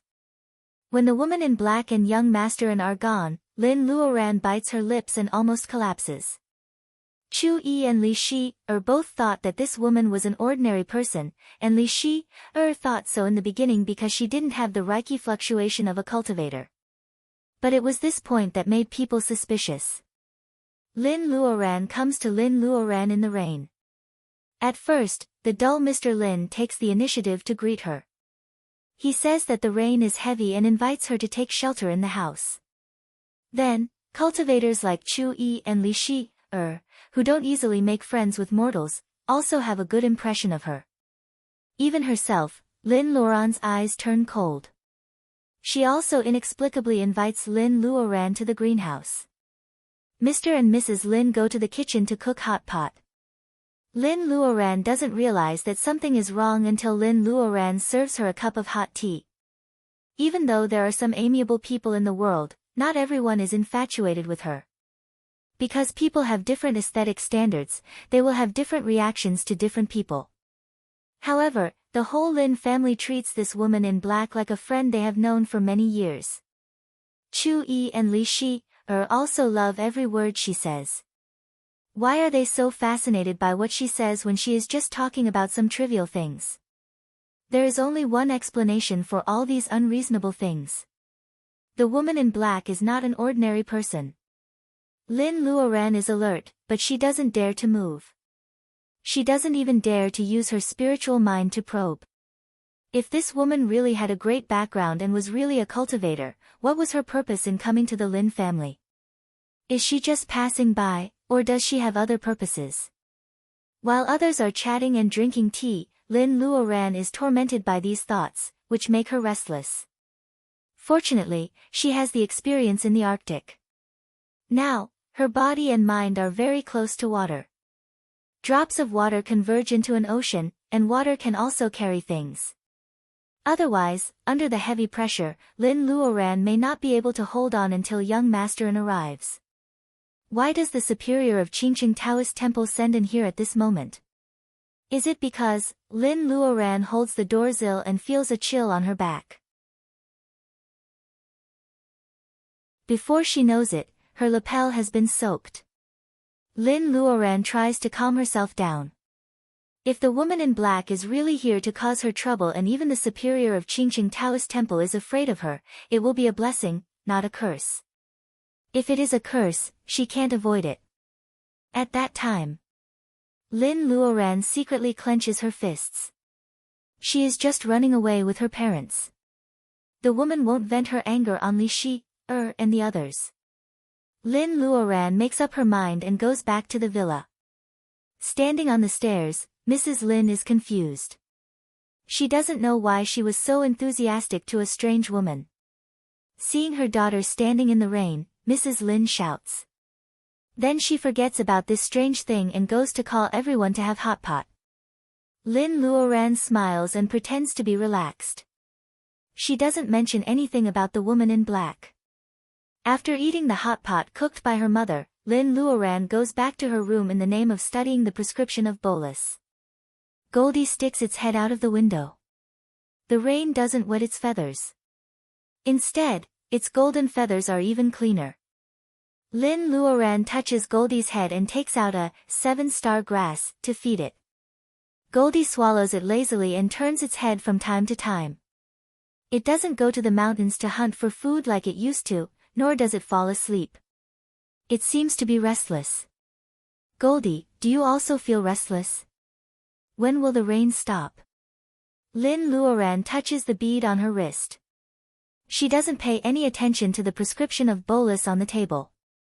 If she runs away now, the smell of her family will be washed away by the rain. Goldie is fast and it can take her parents away. It won't be a big burden to take Mr. and Mrs. Lin along with Luodong.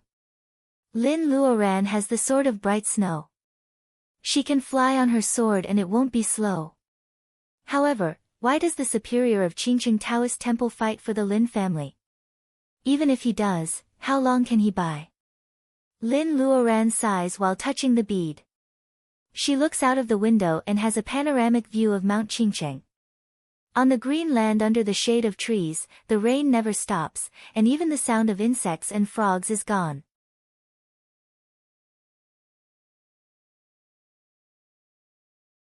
Chapter 150.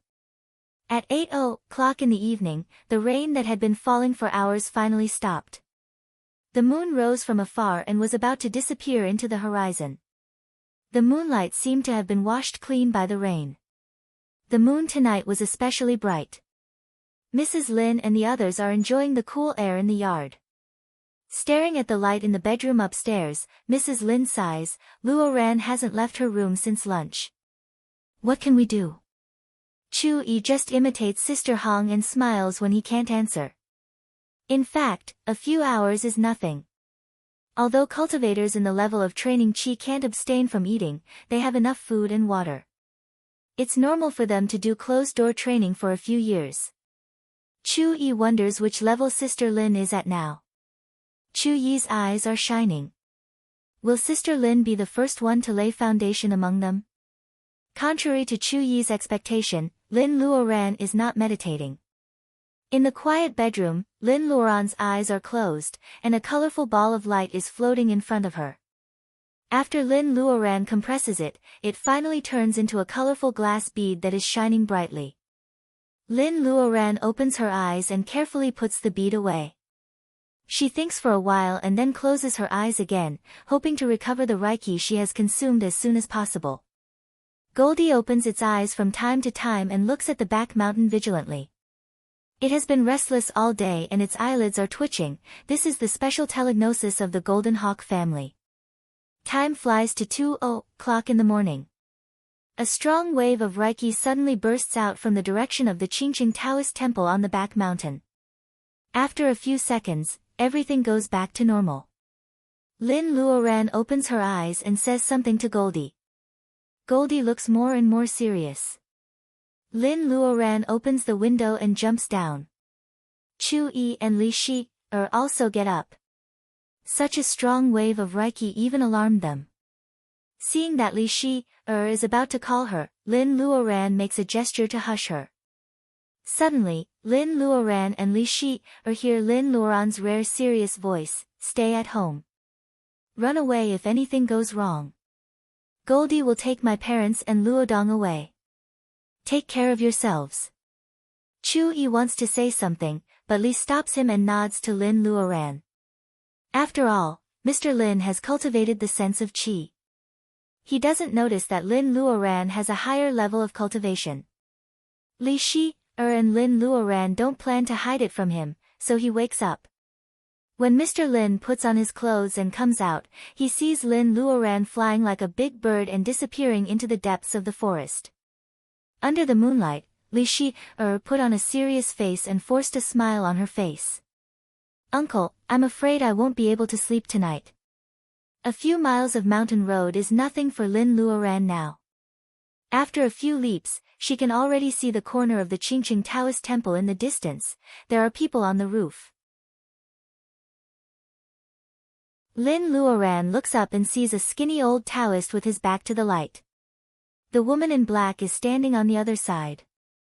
Needless to say, the skinny old Taoist is the superior of Qingqing Taoist temple. Judging from the fluctuation of Reiki just now, the two of them have already fought. Lin Luoran knows her own strength very well. She is not sure that she can hide it from the two of them, so she just walks closer. After a few steps, she sees the blood on the corner of the woman in black's mouth. However, the superior of Qingqing Taoist temple has no trace of blood. It seems that the superior of Qingqing Taoist temple has the upper hand in the fight just now. Lin Luoran is a little relieved. Maybe her parents won't run away tonight. That would be the best. After all, they have fallen out with each other. Lin Luoran doesn't know what happened in the afternoon. The woman in black laughs. The blood on the corner of her mouth is still wet, which makes her look beautiful. She says, "Here comes another one." God is really saving me a lot of trouble. Lin Luoran ignores her. She only bows to the superior of Qingqing Taoist temple and says, "Thank you for taking care of me." In this case, it is not appropriate to be long-winded. It is better to be careful not to say something than to say it out loud. The old Taoist Huizhu nods, and the woman in black sneers, since when is it popular to take care of the younger generation in the world of cultivation? She lowers her voice, which makes Lin Luoran want to hear the second half of her sentence. Thinking of the unusual behavior of the Lin family today, Lin Luoran is secretly shocked. She bites the tip of her tongue and the pain makes her wake up. The scene has changed again. The horsetail whisk in the hands of the old Taoist Huizhu is a magic weapon. Now, with the infusion of Reiki, thousands of strands of the horsetail whisk stand upright under the moonlight like thousands of terrifying steel needles. After reaching the foundation building realm, the Sea of Aura would open and the Dantian would form. The spiritual energy in a cultivator's body would slowly be refined into spiritual energy. In the path of magical equipment, spiritual energy was still needed to be used in order to truly display the power of the magical equipment itself. The woman in black smiles. A black lotus suddenly appears in her right hand and unfolds slowly under the moonlight. Lin Luoran doesn't even blink her eyes. This is the woman's magic weapon. Not everyone in the world of cultivation is a swordsman. Lin Luoran touches the single-headed phoenix hairpin in her hand. If the snow sword were fine, she wouldn't have to worry so much with the two swords together. However, the fight has started on the roof. The old Taoist Huizhu's horsetail whisk is very flexible.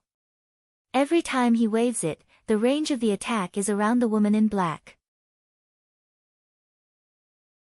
Maybe it is the strength of a senior cultivator in the level of laying foundation, or is it because of the lack of Reiki on the earth? Lin Luoran doesn't want to move her eyes away. Of course, this kind of fight between cultivators in the level of laying foundation is rare. Every move of theirs is an inspiration for her, who lacks fighting experience. The petals of the black lotus gradually open, revealing the white seed pod inside. The contrast between black and white is strong. Lin Luoran feels that there is a fragrance in the air again. It is so familiar that it reminds her of the black epiphyllum she found on the edge of the cliff. It seems that it is not. Lin Luoran is in a trance. A pink mist quietly spreads out from the woman in black. Lin Luoran's pupils shrink. Before she can say, "Taoist, be careful," the pink mist turns into a snake and rushes to the old Taoist Huizhu. Compared with the mist snake of Zhou Yaowei in the back alley of the Blue Bird Club, the snake of the woman in black is obviously fiercer and faster. It comes to Huizhu in a blink of an eye. Lin Luoran takes a deep breath. No wonder it feels so familiar. The woman in black is obviously from the same sect as Zhou Yaowei. Is the woman in black here for revenge? Then she can't let the people of the Qingqing Taoist temple suffer for her. The single-headed phoenix hairpin turns into a sword. Although there is no big river here, there is always moisture in the mountains and swamps. The night is so dark. Isn't it the time for frost? Since the woman in black is Zhou Yaoi's master, Lin Luoran will not show any mercy. What? You say I can't sneak attack? Bullshit. In this day and age, whoever was a gentleman was a pig. Obviously, the old Taoist Huizhu has much more fighting experience than Lin Luoran. The pink mist snake doesn't even touch the corner of his Taoist robe and he dodges it easily. At this moment, Lin Luoran's frost's descent is really like the frost in the night. It silently attacks the back of the woman in black. Lin Luoran focuses all her attention on the sword. The bright sword is about to cut the woman in black. However, a strand of silver silk instantly entangles the sword. Lin Luoran looks at the old Taoist Huizhu who suddenly attacks her. She feels like she is struck by lightning. The woman in black, on the other hand, giggled and trembled like a flower.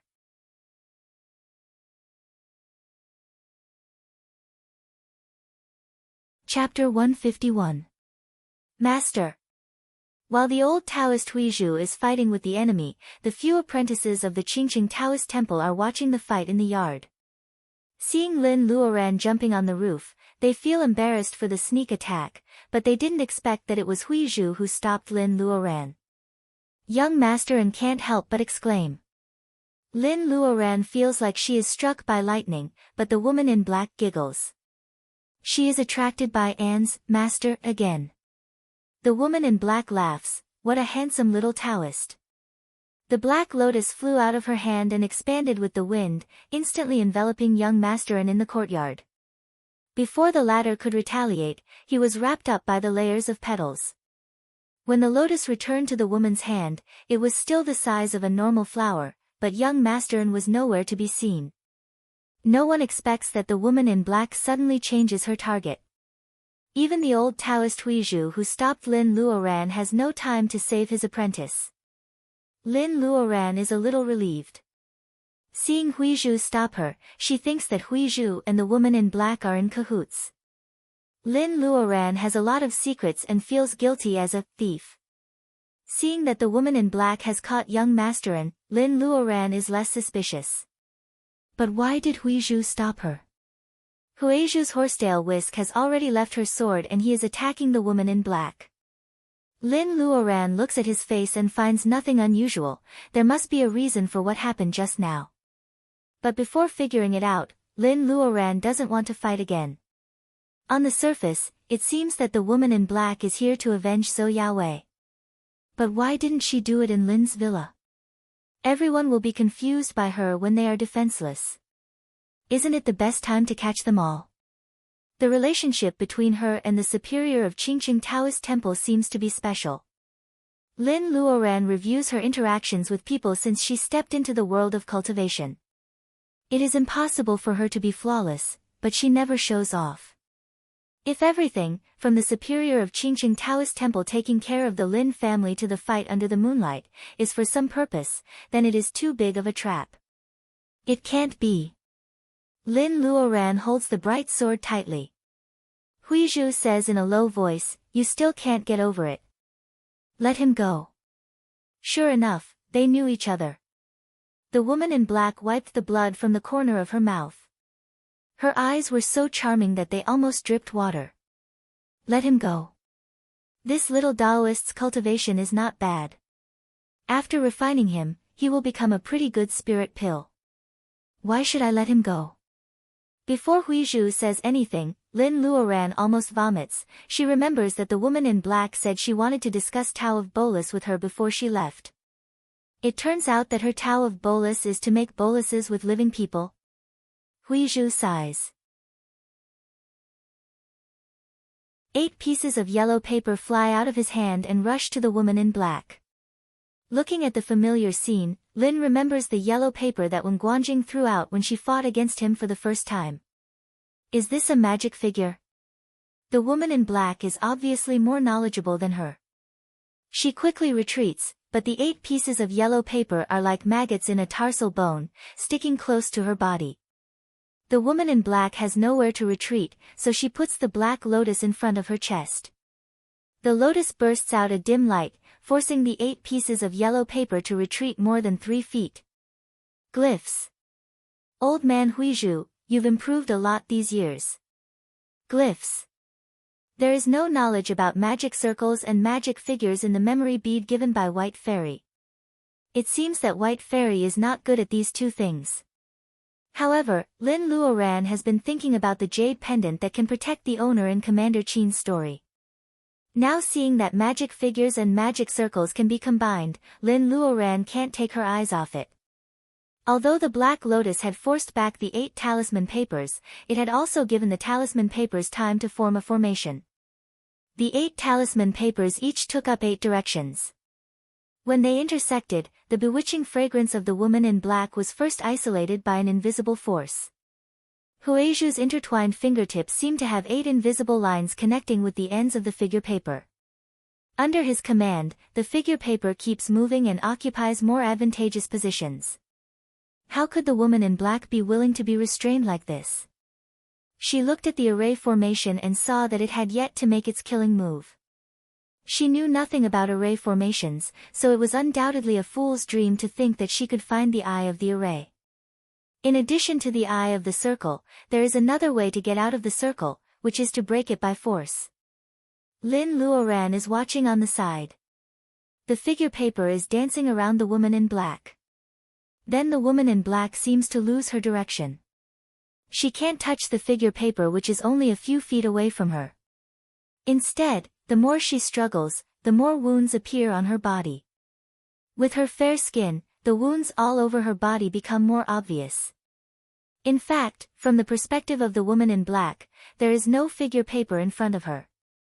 Even the enemies on the roof of the green forest are gone. All she can see is the boundless strong wind and killing intent. The wind is like knives cutting flesh. The woman in black sneers. This is the shameful righteousness. Doesn't it have such a cruel magic circle? The black lotus in her hand is glowing. The woman in black murmurs. The outermost layer of the black lotus petal falls off. Old man Huizhu, I know you can hear me. If you don't let me out, I will make that little Taoist into a blood elixir. Huizhu can't help sighing. What a sin. Lin Luoran is a little worried. This woman seems to be mentally ill. In fact, the woman in black just wants Huizhu to say something to determine the direction. She doesn't want to think about what a sin. The pain on her body is so much easier than when she was reborn. The woman in black doesn't care about such a killing magic circle at all. She closes her eyes and senses for a while. When she opens her eyes again, the natural charm appears again. Lin Luoran is shocked. She sees the petal that fell off from the woman in black fly out and hit the figure paper one after another. The collision is silent but earth-shaking. Boom, the yellow paper can't stand the continuous attacks. There are cracks on the figure paper and the figure circle is on the verge of collapse. Seeing that the magic circle is unstable, Huizhu takes out a new figure from his sleeve. When he is about to stabilize the magic circle, the woman in black shakes the lotus and a man falls to the ground. The man's eyes are closed and it is hard to tell whether he is dead or alive. It is young Taoistan who was caught earlier.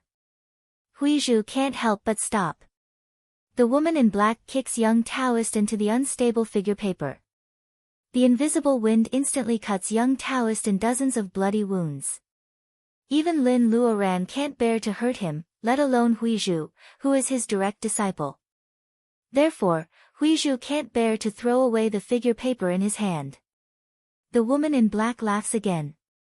Within leading the way, she actually breaks out of the magic circle.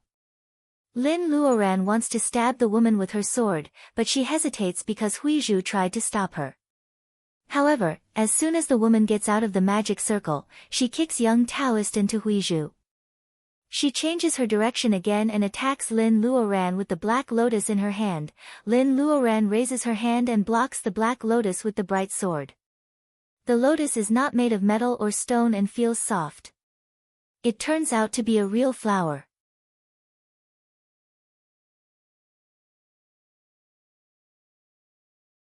Chapter 152. The woman in black looks at the lotus in her hand with satisfaction. She looks at the direction of Lin's villa and covets the golden hawk. She is about to put the hawk away when a long roar comes from the distance. A figure with the moonlight on his back comes down from the sky. Hearing the roar, the woman in black's expression changes. She turns around and a cloud of blood rises. She disappears in an instant. The man catches up with her. His hair and beard are all white, but his face is ruddy. Lin Luoran would be surprised if she were here. This man is Grandpa Mu, who is far away in the capital. Where is she? Grandpa Mu gets off the plane from our city and rushes all the way here. He sees An, Huizhu's apprentice, lying on the ground covered with blood. However, the person he wants to catch is nowhere to be seen. She ran away. Huizhu feeds An a pill and asks his apprentices to carry him back. He says calmly, she also took Lin Luoran away. Grandpa Mu sweats profusely, you just let her be taken away. If her master knows about it, how can we explain it to him? Huizhu lowers his eyelids and throws the horsetail whisk in another direction. He says as if nothing has happened, isn't her background a mystery? I want to see how strong she is and how she is going to get out of trouble. If she doesn't have any treasure to protect herself, why should we care about her master's strength? Huizhu's words are reasonable, but Grandpa Mu sighs. He is not as open-minded as Huizhu. There are fewer and fewer talents like Lin Luoran in the world of cultivation. Why should they lose one for nothing? Huizhu walks away. He doesn't want to say anything. However, looking at Brother Mu's angry face, he explains calmly, she is using the blood escape. We can't catch up with her. Grandpa Mu looks like he just swallowed a fly. The blood escape, it has only been 5 years since the last time, but she can already use such a high-level thing. She must have made many elixirs in the past 5 years. Every time Grandpa Mu thinks of the past, he is filled with regret. However, in this world, if there is medicine for regret, maybe many things will have a different result. What Grandpa Mu suddenly remembers is that his grandson Mu Tian-nan likes to frown when no one is around even though he is always smiling. A person with a firm mind was most likely to have an obsession in their heart. There were good and bad people with such temperaments. They could become immortals with a single thought, but they could also become demons with a single thought. Even if they were the so-called heaven-blessed ones with Taoist root, how difficult would it be for them to seek a strand of immortal fate in the current chaotic mortal world? Grandpa Mu is over 150 years old. He feels helpless in the moonlight. He looks at the direction of Lin's villa. Do they know that their woman is taken away by a devil? What responds to Grandpa Mu is the angry cry of the golden hawk in the silent moonlight. Goldie is born to be sensitive to evil qi. Suddenly losing Lin Luoran's breath, Goldie's heart is in danger. Li and Li are not its master. How can they order it to do anything? Goldie screams and spreads its wings. It flies to the sky and chases after Lin Luoran's breath. Grandpa Mu looks at the direction in which the golden hawk is flying. He hears that the hawk is a little strange. Is it going to find its master? When Lin Luoran wakes up again, she is in an underground palace full of blood. She feels that she is in a boundless sea of blood when she is still half awake. When she opens her eyes, she finds that the scene in front of her is far more terrible than her dream. There is a rolling pool of blood 2 steps away from her. The strong smell of blood tells Lin that it is not dye, it is human blood. Lin Luoran feels so weak that she can't get up. She looks around and sees the whole place. Speaking of underground palaces, she has only been to 2 of them in her life. The first one is the underwater palace of the dead woman in white in the secret land. It is a mausoleum, but there are lotuses everywhere. What disgusts Lin Luoran is that there is also a broken lotus in the blood pool. Lin Luoran can only see the lotus leaves but no flower. Is the lotus in the hand of the dead woman in black from this pool? It is a black lotus growing in the blood pool. Lin Luoran can't help but shiver. Lying on her side, Lin Luoran turns her head and sees the top. This place seems to be much smaller than the underground palace of the dead woman in white. However, there are winding cracks on the walls. Blood is oozing from the top to the surrounding walls. The blood does not drip down. Instead, it converges in the blood pool and becomes a part of it. Drip, a drop of something cold falls on Lin Luoran's cheek. Lin Luoran looks down. It turns out that not only the ceiling and the walls are covered in blood, but also the whole room. Half of Lin Luoran's body is in a pool of blood. Her green dress is stained with blood. The color of the blood makes people want to throw up last night's dinner. Lin Luoran feels weak all over. She doesn't know how long she has been lying here. Lin Luoran has experienced this feeling of helplessness from Zhou Yawei in the alley of the Blue Bird Club. Needless to say, this is the doing of the dead woman in black. Come out. Where are you? Lin Luoran shouts. She thinks she is shouting, but in fact, her voice is as low as that of a mosquito.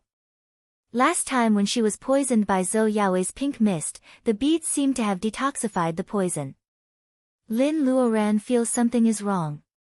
She is about to check the bead when the voice of the woman in black rings. You are so young, but you have reached the late stage of training qi. What a talent. Lin Luoran looks up. The face of the woman in black stops 1 foot away from her head. It seems that the woman is looking at Lin Luoran.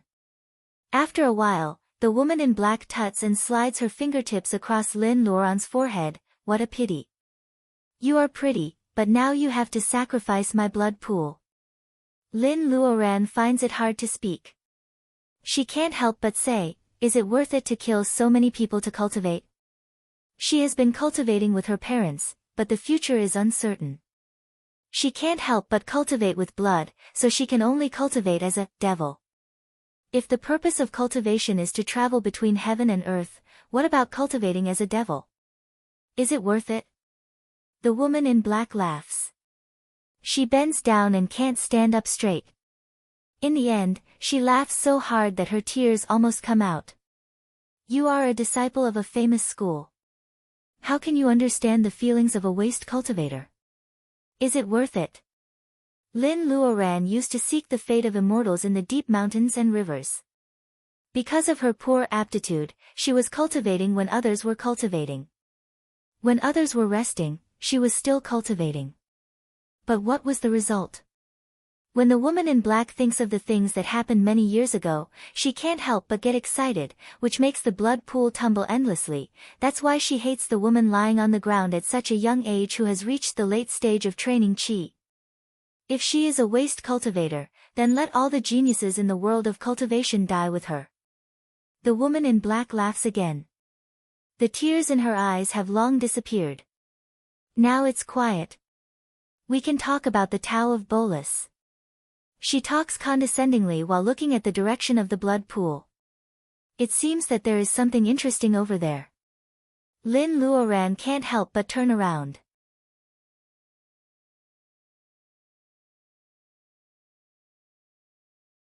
Chapter 153. In the quiet and bloody underground palace, a woman in a green dress is lying in the middle of the palace. She is covered with blood and there is a wound on her right wrist. Blood is dripping into the blood pool. Lin Luoran smiles bitterly. It turns out that she has been bleeding. No wonder she is even weaker than when she was poisoned by Zhou Yaoi's pink mist. It seems that she is not only poisoned by the pink mist but also lost too much blood. The woman in black wants to discuss Tao of Bolus with Lin Luoran in this situation. Maybe she wants to refine herself into the so-called elixir. Where is this place? Lin Luoran asks reluctantly. In fact, she is not in the mood to talk. She just wants to buy time. Lin Luoran didn't know whether the woman in black didn't see through her thoughts or she didn't care about her little tricks. The black lotus was thrown into the blood pool by the woman and it grew back in the pool. The blood water flowed up and quickly repaired the broken part. The lotus stem was transparent and hollow inside. Lin Luoran could still see blood gurgling up. After the petals were full of blood, not only did they stretch out, but they also grew bigger and bigger, revealing the lotus seed inside. When it was just enough for one person to sit on, the woman in black jumped on it and sat cross-legged. Her eyes were drooping, and a lot of hostility dissipated. She looked like a benevolent Shura Guanyin. This is a good place that can't be found anywhere else in the state of Huaxia. The woman in black blinked her eyes, and her charm and hostility faded a lot in an instant. There is no other place in the entire state of Huaxia where there is such a pool of blood and such strong hostility. Lin Luoran feels dizzy because of excessive blood loss. She feels that she has a vague idea, but she can't push the window open. The woman in black smiles brightly and changes the topic. Let's talk about Tao of Bolus. While talking, Lin Luoran has checked her Reiki. As expected, she can't use it. She can use her spiritual mind, but she can't contact the bead. This place is really weird. The woman in black covers her mouth and smiles. You don't have to waste time. This place restrains everything. What's the point of struggling? Don't worry. I won't kill you now. I will put you into the alchemy furnace when you are still breathing. I heard that you are the only inheritor of Tao of Bolus. Do you think it's creative of me to use a human as an elixir? Man as pill. This pool of blood was all used by this black-clothed woman to refine pills. Before her, just how many people had died here? Though she can't contact the bead, Lin doesn't feel completely hopeless. The woman in black says that everything can be restrained here, but Lin Luoran doesn't believe it. If there is such a place, it will never appear in the secular world. Everything in the world is balanced. Such a place against nature is thousands of times more abnormal than the sacred pearl, but now, she can still use her spiritual mind, so the woman in black's argument falls apart. Lin Luoran feels more confident now that she can use her spiritual mind, especially when she sees the universal sack hanging on her waist. Seeing that Lin doesn't answer her question for a long time, the woman in black is not worried. As time goes by, Lin will only get weaker and weaker, and then she won't be able to do anything. There is no need for the woman to worry. The black-clothed woman grabbed the blood pool, and a small jelly-like blood clot appeared in her hand. She casually tossed it into her mouth. For Chairman AI, this kind of blood clot is a life-prolonging elixir, but for the woman in black, it is just a snack like peanuts and sunflower seeds. Thinking that her blood is also flowing into the blood pool, Lin Luoran becomes weaker and weaker. She only has one chance. If she doesn't seize it, she will really die here today. When would be the best time to do so? Lin Luoran clenches her left hand. She just moves a few fingers, but her neck is covered with fine sweat because of this slight movement. The woman in black on the lotus throne stares at the only lotus leaf in a daze.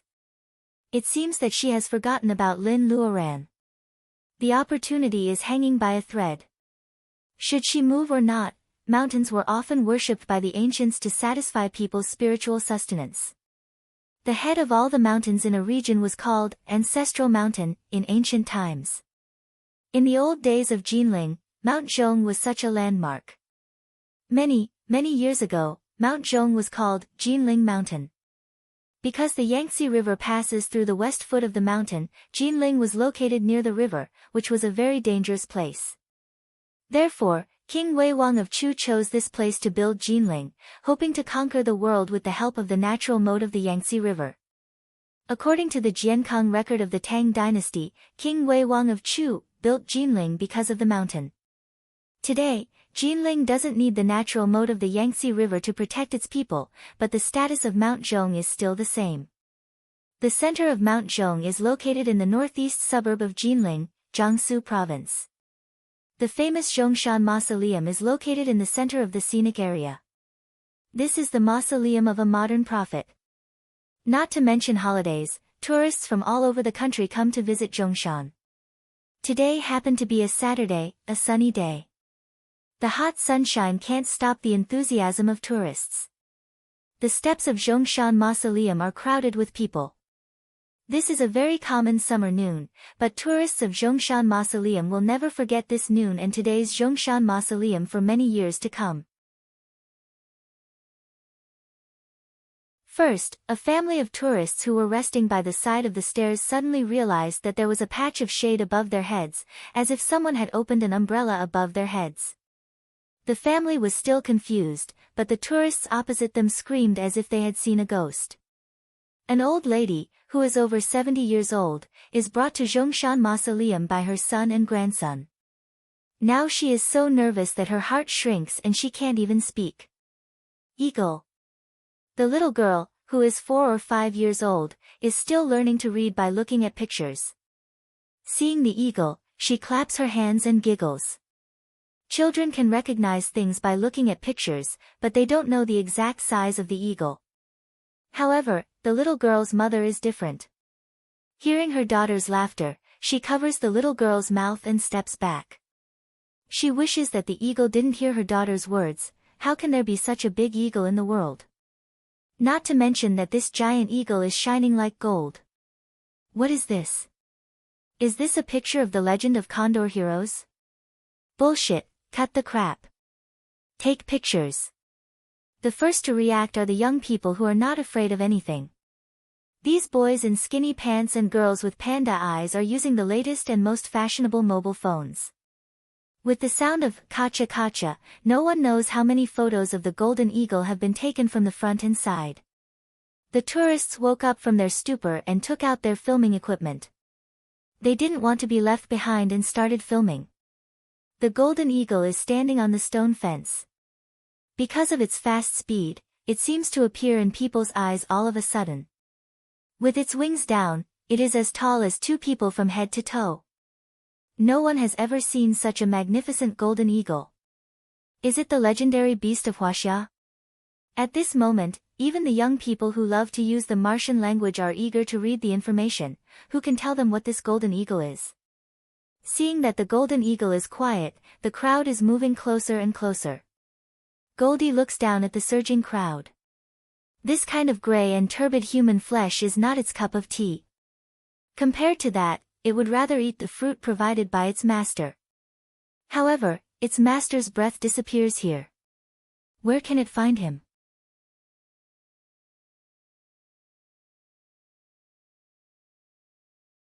Chapter 154. Every movement of Lin Luoran's fingers is very difficult. However, she has never thought about giving up. Only she knows that she doesn't have a powerful master. She is the backbone of the Lin family and she can't die here. Would there be a prince riding on a rainbow-colored auspicious cloud to save her? Lin Luoran scoffs at this idea even though she is in a daze. She tried to help Huizhu, but he stopped her without any explanation. As a result, she was taken away by the woman in black when she was unprepared. Lin Luoran now has a new understanding of Huizhu's care for the Lin family. She should rely on herself rather than anyone else. The woman in black looks at Lin Luoran's pale face. She becomes happier. It is said that you have a master who can help you cleanse your marrow. Do you think he will come to your rescue? Lin Luoran ignores her. The woman in black continues to talk to herself. You only have a little blood. How painful can it be? In the winter of that year, I was kicked out by my master. I took a train to the south and came to Zhongshan Mausoleum. I stayed at the foot of the mountain for a few days. The auntie who sold me the ticket felt sorry for me and gave me a cake. Lin Luoran's eyes move. Zhongshan Mausoleum. She says that she came to Zhongshan Mausoleum instead of go. The language of the state of Huaxia is wonderful. Only when a person is in that place, she will use the word come to describe the movement. Is this the Zhongshan Mausoleum in Jinling City? Lin Luoran kind of understands what the woman in black means when she says that she can't find a good place in the state of Huaxia. For the woman in black, this is a good place to practice her evil skills. For more people in the state of Huaxia, this place represents the suffering of a nation. There is so much blood, but not all of it is from the people killed by the woman in black. This blood pool is even more wonderful than you think. Who would have thought that the blood of the commoners would gather in the underground palace under Mount Zhong? This place is supposed to be a good place with good feng shui, which is why the lotuses can grow naturally. But now, the entire blood pool is filled with the hostility of hundreds of thousands of people. Tell me, who would dare to be presumptuous in such a place? The more the woman in black talks, the prouder she becomes. This is not only an exception for Lin Luoran. Everyone who is made into an elixir will listen to the history of the woman in black and the origin of the blood pool before they die. She liked to see them slowly lose blood and helplessly watch as they walk towards death. She liked to see their lips trembling and the corners of their eyes twitching because of fear. Only by doing so could she alleviate some of the pain and hatred she felt when her flesh and blood were devoured in the blood pool and her bones were reborn over and over again. Lin Luoran watches the woman in black laughing. This is not the best time, but she has lost too much blood. If she doesn't seize this opportunity, she may fall into a coma later because of the excessive blood loss. The opening of the universal sac moves. A colorful bead rolls down from it and falls into the blood on the ground. The bead is stained with bright red blood. Lin Luoran is not worried. Instead, she is happy. This way, she can't attract any attention. The woman in black is still talking. Lin Luoran feels more and more dizzy. Under the control of her spiritual mind, the colorful bead slowly floats to the lotus seat where the woman in black is sitting. 20 feet, 10 feet, 8 feet, 3 feet. Less than half a foot, the bead is already under the lotus seat. Lin Luoran moves her right hand. The woman in black is unconscious a moment ago, but the next moment, she moves her hand and takes the bead in her hand. Is this what you used to save your life? The woman in black laughs sarcastically with the bead wrapped in a mass of bloody light. These so-called cultivation geniuses are so silly and adorable. Do they really think that Lin Luoran knows nothing about what is happening right under her nose? Lin Luoran tries to smile. She is really happy that the bead is in the hand of the woman in black. Although this smile is a joy and bitterness, it is sincere. Explode. Lin Luoran doesn't say it out loud. She just uses all her spiritual mind to contact the colorful bead wrapped in the bloody light. Bang! With a loud noise, the entire underground palace is shaking. The shock wave brought by the explosion shakes the underground palace. Even Lin Luoran, who is lying on the ground, is affected. Her thighs, arms, and even cheeks are full of wounds because of the airflow. The blood pool is tumbling. The bead made of Reiki of the 5 elements is indeed a disposable explosive. After everything calms down, Lin Luoran tries her best to open her eyes and look at the lotus seat. This place can suppress all magic weapons and spirit weapons. However, Lin Luoran doesn't want to control this bead at all. She wants to let the violent Reiki of the 5 elements stay together. Most of the time, she has to pay attention to the bead even if she carries it with her. The woman in black has never thought that the bead would be so violent and powerful. Therefore, when Lin Luoran struggles to look at the bead, she sees a woman with a broken arm and an unrecognizable face. Lin Luoran is also covered with wounds, but she smiles. No one would be able to survive such an injury, right? On the lotus seat, Lin Luoran doesn't know whether the woman in black is alive or not. Lin Luoran tries to contact the bead again. Now she has no Reiki in her body. If she doesn't replenish it, she can't get out of this underground palace. A quarter of an hour, there is still no response from the bead. However, there comes a laughter from the lotus seat. The woman in black who has lost her right arm stands up. Her face is beyond recognition and her body is covered with cuts and bruises. No one can be scared when they see a mess of rotten flesh walking towards them like in a horror movie. To be exact, the woman in black jumps into the blood pool and swims towards Lin Luoran. What makes Lin Luoran even more horrified is that every time the woman swims, her skin recovers a little bit. When she comes to Lin Luoran, except for her right arm which has been blown into powder, the other parts of her body have become white bones and flesh. Lin Luoran is no different from before. The woman in black looks at her right arm.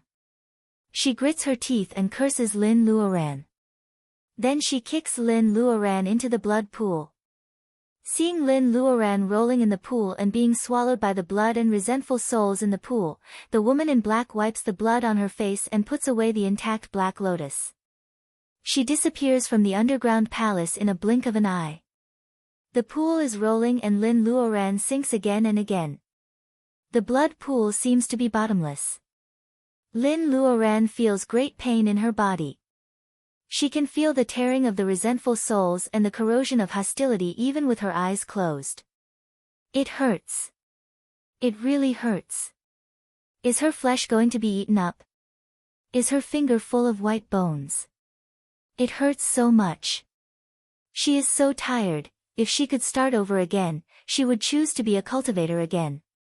However, she will never let herself fall into such a situation because she failed to help others.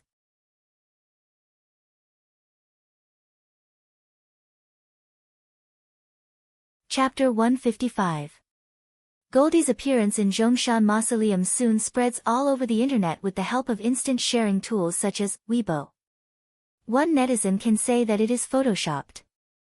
However, when dozens or even hundreds of netizens take photos from different angles and upload them, Goldie's existence is beyond doubt. In the crazy rebroadcasting, Goldie soon becomes popular. People are shouting, "The mysterious hawk of Huaxia," more and more. The TV station in Jinling takes action immediately. The golden hawk sometimes hovers over Zhongshan Mausoleum and sometimes rests on the roof. The TV station takes a lot of photos and invites a zoologist and a scholar who studies Huaxia legends to make a special documentary. The TV station works fast. It only takes them 2 days to film, invite guests, and edit the documentary. However, when it is about to be broadcasted, they receive a notice from their superior that it cannot be broadcasted. Although anti-harmony has always been strong, how can she be harmony with a golden hawk? The journalists are confused. However, they receive the order to keep the documentary to themselves. They can only suppress their doubts and hide the documentary. In fact, everyone has the same question: is this the mythical beast in Huaxia legends? The crazily reposting on the internet does not stop soon. People find that the golden hawk seems to have settled down in Zhongshan Mausoleum. Except for hunting in the nearby mountains, it only hovers over Zhongshan Mausoleum or rests on the roof. It never leaves this area. What on earth is it looking for? This is probably the question that comes to everyone's mind when they see Goldie. In order to see the legendary hawk, the number of tourists to Zhongshan Mausoleum soars. People find that the golden hawk does not attack or fear humans. As time goes by, it gradually becomes a scenic spot in Zhongshan Mausoleum. Some tourists bring raw meat with them. However, the golden hawk is not a monkey on Mountame. It doesn't care about the meat brought by tourists. It would rather hunt for food by itself than eat a piece of meat or bread from tourists. Under the sun, its feathers look like pure gold. The fact that it doesn't eat food given by tourists soon sets off a frenzy on the internet. Goldie soon becomes a new totem worshipped by some young people. Suddenly, scholars who study Huaxia legends which have been neglected for a long time become popular. Although the TV station does not allow people to advertise, it is still discussed by word of mouth and on various forums. In the villa of Lin's family on Mount Qingqing in our city, Li Shi is browsing the internet. Luodong sees it and asks, "Goldie?" Li Shi covers his mouth immediately, signaling Luodong not to say it out loud. Sister Lin has been missing for half a month. Mr. Lin knows something about what happened that night, but he is hiding it from Mrs. Lin. Li Shi also knows something from her master. Her master asks her to return to the school as soon as possible in case something happens, but Li Shi doesn't want to go back. It was as if a devil cultivator had suddenly appeared in the cultivation world and was specifically targeting small cultivators. For a moment, everyone was in a state of panic. I heard that Sister Lin was taken away by an evil cultivator. Li Shi cheers herself up. If she leaves the Lin family now, Sister Lin's parents will be in danger. The Taoist master of Qingqing Taoist Temple, who doesn't want to save the Taoist master, has been classified as a bad guy by Li Shi. 20 days after Lin Luoran's disappearance, Baojia moves in. Baojia starts to practice the breathing technique that Lin Luoran learned from Master Jia and taught her parents. Baojia puts aside her jewelry design work and devotes herself to cultivation. 30 days later, Mrs. Lin sees the news about Goldie on the internet. She closes the internet and cries. However, she doesn't tell anyone that she already knows about Goldie. Lin Luoran once said that she is Goldie's only master. How can a sensible girl like Lin Luoran suddenly disappear in the middle of the night? Goldie hovers outside every day like a wild bird. Mrs. Lin is worried, but she doesn't dare to plan for the worst. 3 months later, Luodong enters a public elementary school in our city according to Lin Luoran's original arrangement. Mrs. Lin, Mr. Lin, and Li Shi take turns to live in the city so that they can take care of Luodong, who is still suffering from autism. Half a year later, Chui can't bear the pressure from the school and says goodbye to Lin Luoran and Lin Luoran. Though he says that he is going back to visit his family, Li Shi's contemptuous eyes make Chui blush. How can Sister Li not know the real reason why he is leaving? Chui feels that he is running away. In a hurry, he looks back at the iron thorny wall of Lin's house and feels a sense of shame in his heart. It sprouts and grows quickly, entangling Chuyi's peaceful heart. He is a deserter. Chuyi says this to himself, but he doesn't know that many years later, his departure today will make it impossible for him to step into this special villa of Lin's. Some people are separated by a chasm. Those above them are the clouds in the sky, and those below them are the mud on the ground. Soon after Chuyi leaves, when Guanjing comes back from a task abroad. He doesn't expect that 9 months have passed since they parted in the secret land. He thought that he would see Lin Luoran again. However, what he hears is that Lin Luoran has disappeared again. This time, Lin Luoran's disappearance is much more dangerous than the last time. 7 months after Lin Luoran's disappearance, Wang Miao Yi gave birth to a daughter. Maybe because the skin beauty bolus has cleared the toxins in her body, the daughter is nourished by Reiki. Fatty Chui is so happy that he can't even see his teeth. Wang Miao, Yi and Lin Luoran gradually learn about cultivation and the crisis that the Lin family is in. Some seniors in the world of cultivation feel bored and some juniors think that the Lin family is useless. However, Wang Miao, Yi and Lin Luoran decide to buy Villa number 17, which is the closest villa to the Lin family. Now, the Lin family has lost its backbone. Wang Miao, Yi and Lin Luoran are the neighbors of the Lin family. Businessmen are cunning, but they are also stubborn. Friends are friends. In Wang Miao, Yi's eyes, friends are friends who don't flatter you when you are rich and powerful, but can't leave you when you are in trouble. Lin Luoran has been missing for a whole year. Except for Goldie, who is hovering over the Zhongshan Mausoleum, few people believe that she is still alive. This year, Luodong is in the 2nd grade. He gets good grades, but he is a loner in private. In the winter of that year, he saved his 2 sisters from the bad guys. One of them only knows how to cultivate all day long, and he hasn't seen the other for a long time. This year, the Lin family sells 2 more villas. The housekeepers rarely see the masters. They are always crazy about the masters. It is said that the masters are all handsome and rich. How can they not be attracted? This year, the chairman of the Fortune House, who has been renting the number 7 villa all year round, dies of illness. Miss AI becomes the new chairman of the Fortune House. She is so busy that she has no time to go to the Lin family for holidays, so she doesn't need to rent a villa anymore. The next year, the situation is still not good. Lin Luoran is still missing. No one knows if she is alive, and no one knows if she is dead. Everyone becomes more and more desperate while waiting. However, they pretend to be strong. In the blink of an eye, the 3rd year has passed. It is another summer. Luodong is on summer vacation, so everyone doesn't have to go to the city to take care of him. The peaches in the Lin family's villa are full of big and red fruits again. The optimized seeds planted in the old days have been harvested batch after batch of vegetables. Iron thorns cover the entire wall. The vines are ugly, but there are strings of small purple flowers on them. If the Lin family's villa is not hidden in the deep mountains and clear water, it will definitely cause a lot of discussion. Mrs. Lin picks some tomatoes and prepares to make soup for lunch.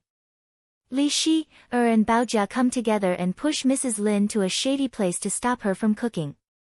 Looking at the 2 girls who are getting closer and closer to each other, Mrs. Lin sometimes has an illusion that she lost a daughter and God gave her 2 more. But, my Luoran, where are you?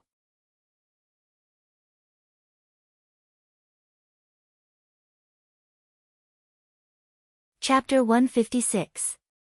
In the past 3 years, Goldie has almost become a fixed landscape in the Zhongshan Mausoleum. After 3 years of being exposed to the sun, wind, frost, and rain, Goldie's golden feathers are still as bright as before. 3 years is not a long time for Goldie. Therefore, time is not Goldie's enemy. Its enemy is the woman in black who attacks it from time to time in the past 3 years. If Goldie is not as fast as an arrow and its indestructible golden feathers, it may have become the so-called elixir of the woman in black. Therefore, in the past 3 years, Goldie has been growing rapidly by sneak attacks. Goldie is no longer the silly eagle that confronted a rookie like Li Shi'er on the edge of a cliff for 3 days. If it were Goldie now, it could kill Li Shi'er with 1 claw attack if it went back to the secret land. The woman in black hasn't shown up for half a year. No one knows where she is, but Goldie never lets his guard down. The naivety in its eyes is gone, and it gradually becomes like a king. Ordinary tourists are more and more afraid to take pictures of Goldie. There is a golden eagle on Mount Zhongshan. It is the king of birds. This has become the consensus of many Huaxia people. As time goes by, Goldie is still popular. Smart businessmen have developed many products with Goldie as the theme. It has become a totem that awakens the mythical dream deep in the subconsciousness of every Huaxia people. This mysterious eagle is guarding the Zhongshan Mausoleum. What is it waiting for, or what? This question has been on the internet for 3 years. Netizens have all kinds of strange answers. After 3 years, no one knows what the golden eagle is waiting for. In fact, some people probably know about Goldie's waiting, but they don't care about it. For example, Taoist Huizhu, the superior of the Qingqing Taoist temple. It is a summer afternoon. Huizhu is mixing cinnabar and drawing a figure. After 3 years, Huizhu is getting older and older. Bang! There is a mistake in the line of the figure. The figure paper burns without fire and makes a small explosion. This is a demonstration for young Taoistan, but Huizhu doesn't know why he makes a mistake. This was the spirit traveling talisman that he had drawn countless times. The cinnabar was the best 100-year-old cinnabar. The talisman brush was made from the forehead hair of the silver wolf that was passed down from his ancestors. The talisman paper was made from the essence of plants. There was nothing wrong with these basic things. There was only one explanation, and that was that his heart was restless. Huizhu has lived for more than 150 years, and there are very few things that can disturb him. What will it be this time? Young Taoistan thought in confusion. Although it was a little disrespectful, there were probably not many people who knew what happened 3 years ago better than him. Because of Huizhu's failure, and is a little distracted. He can't help but look at the direction of Lin's family. In fact, what the Abbey Dean did was just standing by, which is not evil. However, An feels embarrassed, which makes him too embarrassed to go to Lin's family for the next 3 years. Huizhu once said that a master of a school doesn't need too many mortal feelings. Sympathy and pity were both taboo. Shaoan didn't think so, but he didn't know how to refute. After all, Lin's family is an outsider. Even though An feels embarrassed about what Huizhu did, he won't refute the master who raised him for outsiders. Thinking about it, he doesn't know much about Sister Lin. He probably knows that Luodong was saved by her, and Lin's family treats him as their own. During the 3 months when Qingqing Taoist Temple was with Lin's family, An heard from Mr. and Mrs. Lin that Sister Lin was not very talkative. She could bear hardships and was very filial. The first time he met Sister Lin was when he was ordered by his master to deliver a book. Sister Lin did not talk much. Her shoes were still stained with mud, and she was very gentle. However, An felt that the leading sister of this generation should be like this. Then, he went to find the woman in black. Sister Lin walked them out. That afternoon, the woman in black actually talked with the Abbey Dean for a long time. And even served them tea several times, but everything was fine. However, somehow, at night, they started to fight with each other. Anne's injury that night had already healed, and there was not even a scar left. However, Shaoan felt that a word called reality had been added to his mind. As a qualified successor, he had to recognize reality. Was that right? Far away in the capital, the Fragrant Hills Villa was another story. It was still the same thatched cottage. It looked the same as when Lin Luoran came that year. However, Grandpa Guo was not here. It was also a summer afternoon, and there was a common drama of reprimanding one's grandson. In the past 3 years, Mu Tiannan seemed to have become more mature. He was in his 30s, and he was no longer the playboy he used to be. He had begun to take control of some important businesses of the Mu family. While he was doing well, he wanted to cultivate more and more. However, Grandpa Mu didn't agree. The more Grandpa Mu didn't agree, the more obsessed Mu Tiannan became. In fact, Mu Tiannan didn't understand why. In the past 20 years, he had no interest in cultivation at all, so he gave the opportunity to his 6th brother.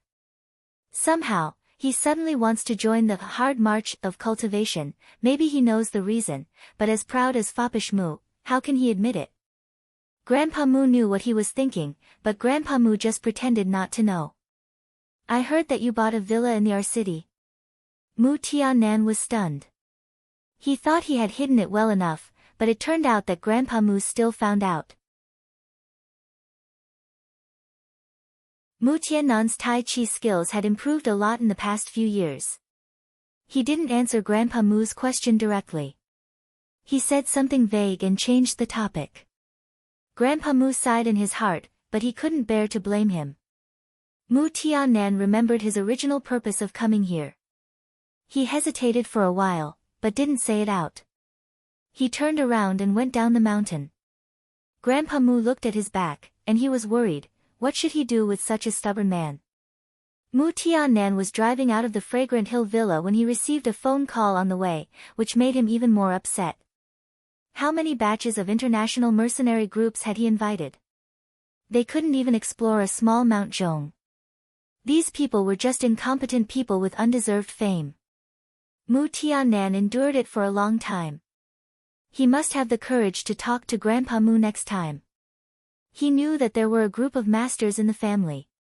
If he could mobilize them, as for the fact that Lin Luoran was dead, Mu Tiannan never thought about it. He always felt that the evil girl might be trapped in the last place where she disappeared, waiting for someone to save her. Her hawk hasn't left Mount Zhong in the past 3 years. She must be there. After Mu Tiannan left, Grandpa Moo waved a paper crane down. He recognized the handwriting of an old acquaintance. The Taoist root of the single nature of the earth. Do you want it, or him? In fact, there was a hidden meaning. If neither of them wanted it, Huizhu would take it in himself. Grandpa Moo laughed at himself. It had been 3 years, and Huizhu must be very anxious. Seeing that Liang Kai was only a few miles away from the Lin family, but they couldn't do anything to him. Isn't it a kind of torture for them? However, 3 years had passed, and there was no sign of the master in the level of bearing essence, in their imagination. Grandpa Moo and Lin Luoran couldn't hold back their curiosity. If the so-called mysterious master who purified her marrow didn't exist, what on earth could help an ordinary person with a mixed Taoist root become a cultivator and reach the completion of the level of training Qi in only 1 year? Was this thing a one-time use treasure of heaven and earth, or a permanent heaven-defying spiritual treasure, or even a heaven-defying cultivation method that could turn waste into treasure in an environment like Earth? Was she the only one who knew this secret, or did all her family members know it, if they had such a thing? Grandpa Moo shook his head. This possibility was too tempting for him to have a firm Taoist heart. However, there was no more news about Lin Luoran. Grandpa Moo and Guo couldn't suppress these people who were eager to make a move. In the bitter and cold land in the extreme northwest of Huaxia, there was an ordinary and unknown hill on the plateau. The bare hill was full of crisscrossed ravines. Lu Zheng, who set foot on the long road of cultivation, felt that he had met a real immortal. It was strange that there was a broken Taoist temple in such a place. There was only a crazy Taoist in the temple, and there was no one around. How did the Taoists survive? In the past 3 years, the young master of the Lu family had become a backpacker in the eyes of others. He had fallen in love with outdoor travel and did not want to inherit the Lu family. Out of the 365 days in a year, he spent 300 days outside. He carried a backpack all day and had almost visited all the famous mountains and ridges in Huaxia. The wind and the sun outside are naturally not as comfortable as the air-conditioned room. Lu Zheng is not as windproof and sunproof as Goldie. He has been tanned for 3 years. Except for his signature gold-rimmed glasses, even his acquaintances may not be able to recognize him as the former Master Lu when they meet again. Lu Zheng found this hill at the end of the 2nd year after Lin Luoran's accident. He believed that the crazy Taoist was unusual, so he took root on this bare hill in the bitter and cold northwest. He took care of the Taoist's food and clothes every day and went to his tent to rest at night. He was not in a hurry to stay overnight in the shabby Taoist temple. Although the Lu family was rich, no one knew where Lu Zheng went. He didn't want anyone to follow him. He just wanted to report that he was safe every month. Therefore, no matter how rich Lu Zheng was, he had to go down the hill in person and walk dozens of miles to find a local village to exchange for rice, meat, and vegetables. Then he walked dozens of miles back, carrying a lot of things, and climbed up the hill with difficulty. He climbed like this about twice a week. Lu Zheng's shoulders began to get blisters from the basket's ropes. Gradually, Thick calluses formed on his skin. Time flies. He climbed up the hill with a big bag on his back. However, the old Taoist still didn't pay attention to him. Although Lu Zhen was very patient, he couldn't help showing a trace of anxiety on his face. The crazy old Taoist caught it. What? Are you impatient now? It was the first time for the old Taoist to talk to Lu Zheng after living with him for more than a year. Lu Zheng didn't react for a while. When he finally heard the old Taoist's words, he found that he didn't feel excited at all. Instead, his eyes were slightly wet. Do you want to cultivate? The old Taoist changed the topic. He became serious for a while and didn't look so crazy anymore. Yes, master. Please accept me. Lu Zhen kowtowed in the ancient way, formal and strict. The old Taoist stared into his eyes. Why do you want to cultivate? Lu Zhen kowtowed, but his voice was firm. He didn't say anything about pursuing the Tao of nature or immortality. He just said what was in his heart. I admire a woman. She is a cultivator. The old Taoist smiled weirdly. You want to cultivate to be with her? Lu Zhen kowtowed and shook his head. She doesn't like me and I don't dare to dream about it. But now she is in danger and I can't save her. So I want to cultivate. Lu Zhen just knocks his head and kowtows. After a long time, the crazy old Taoist sighs faintly. Your Taoist route is not good. The road ahead of you will be difficult. Even so, are you willing? Lu Zhen was overjoyed. He kowtowed and formally called the old Taoist master.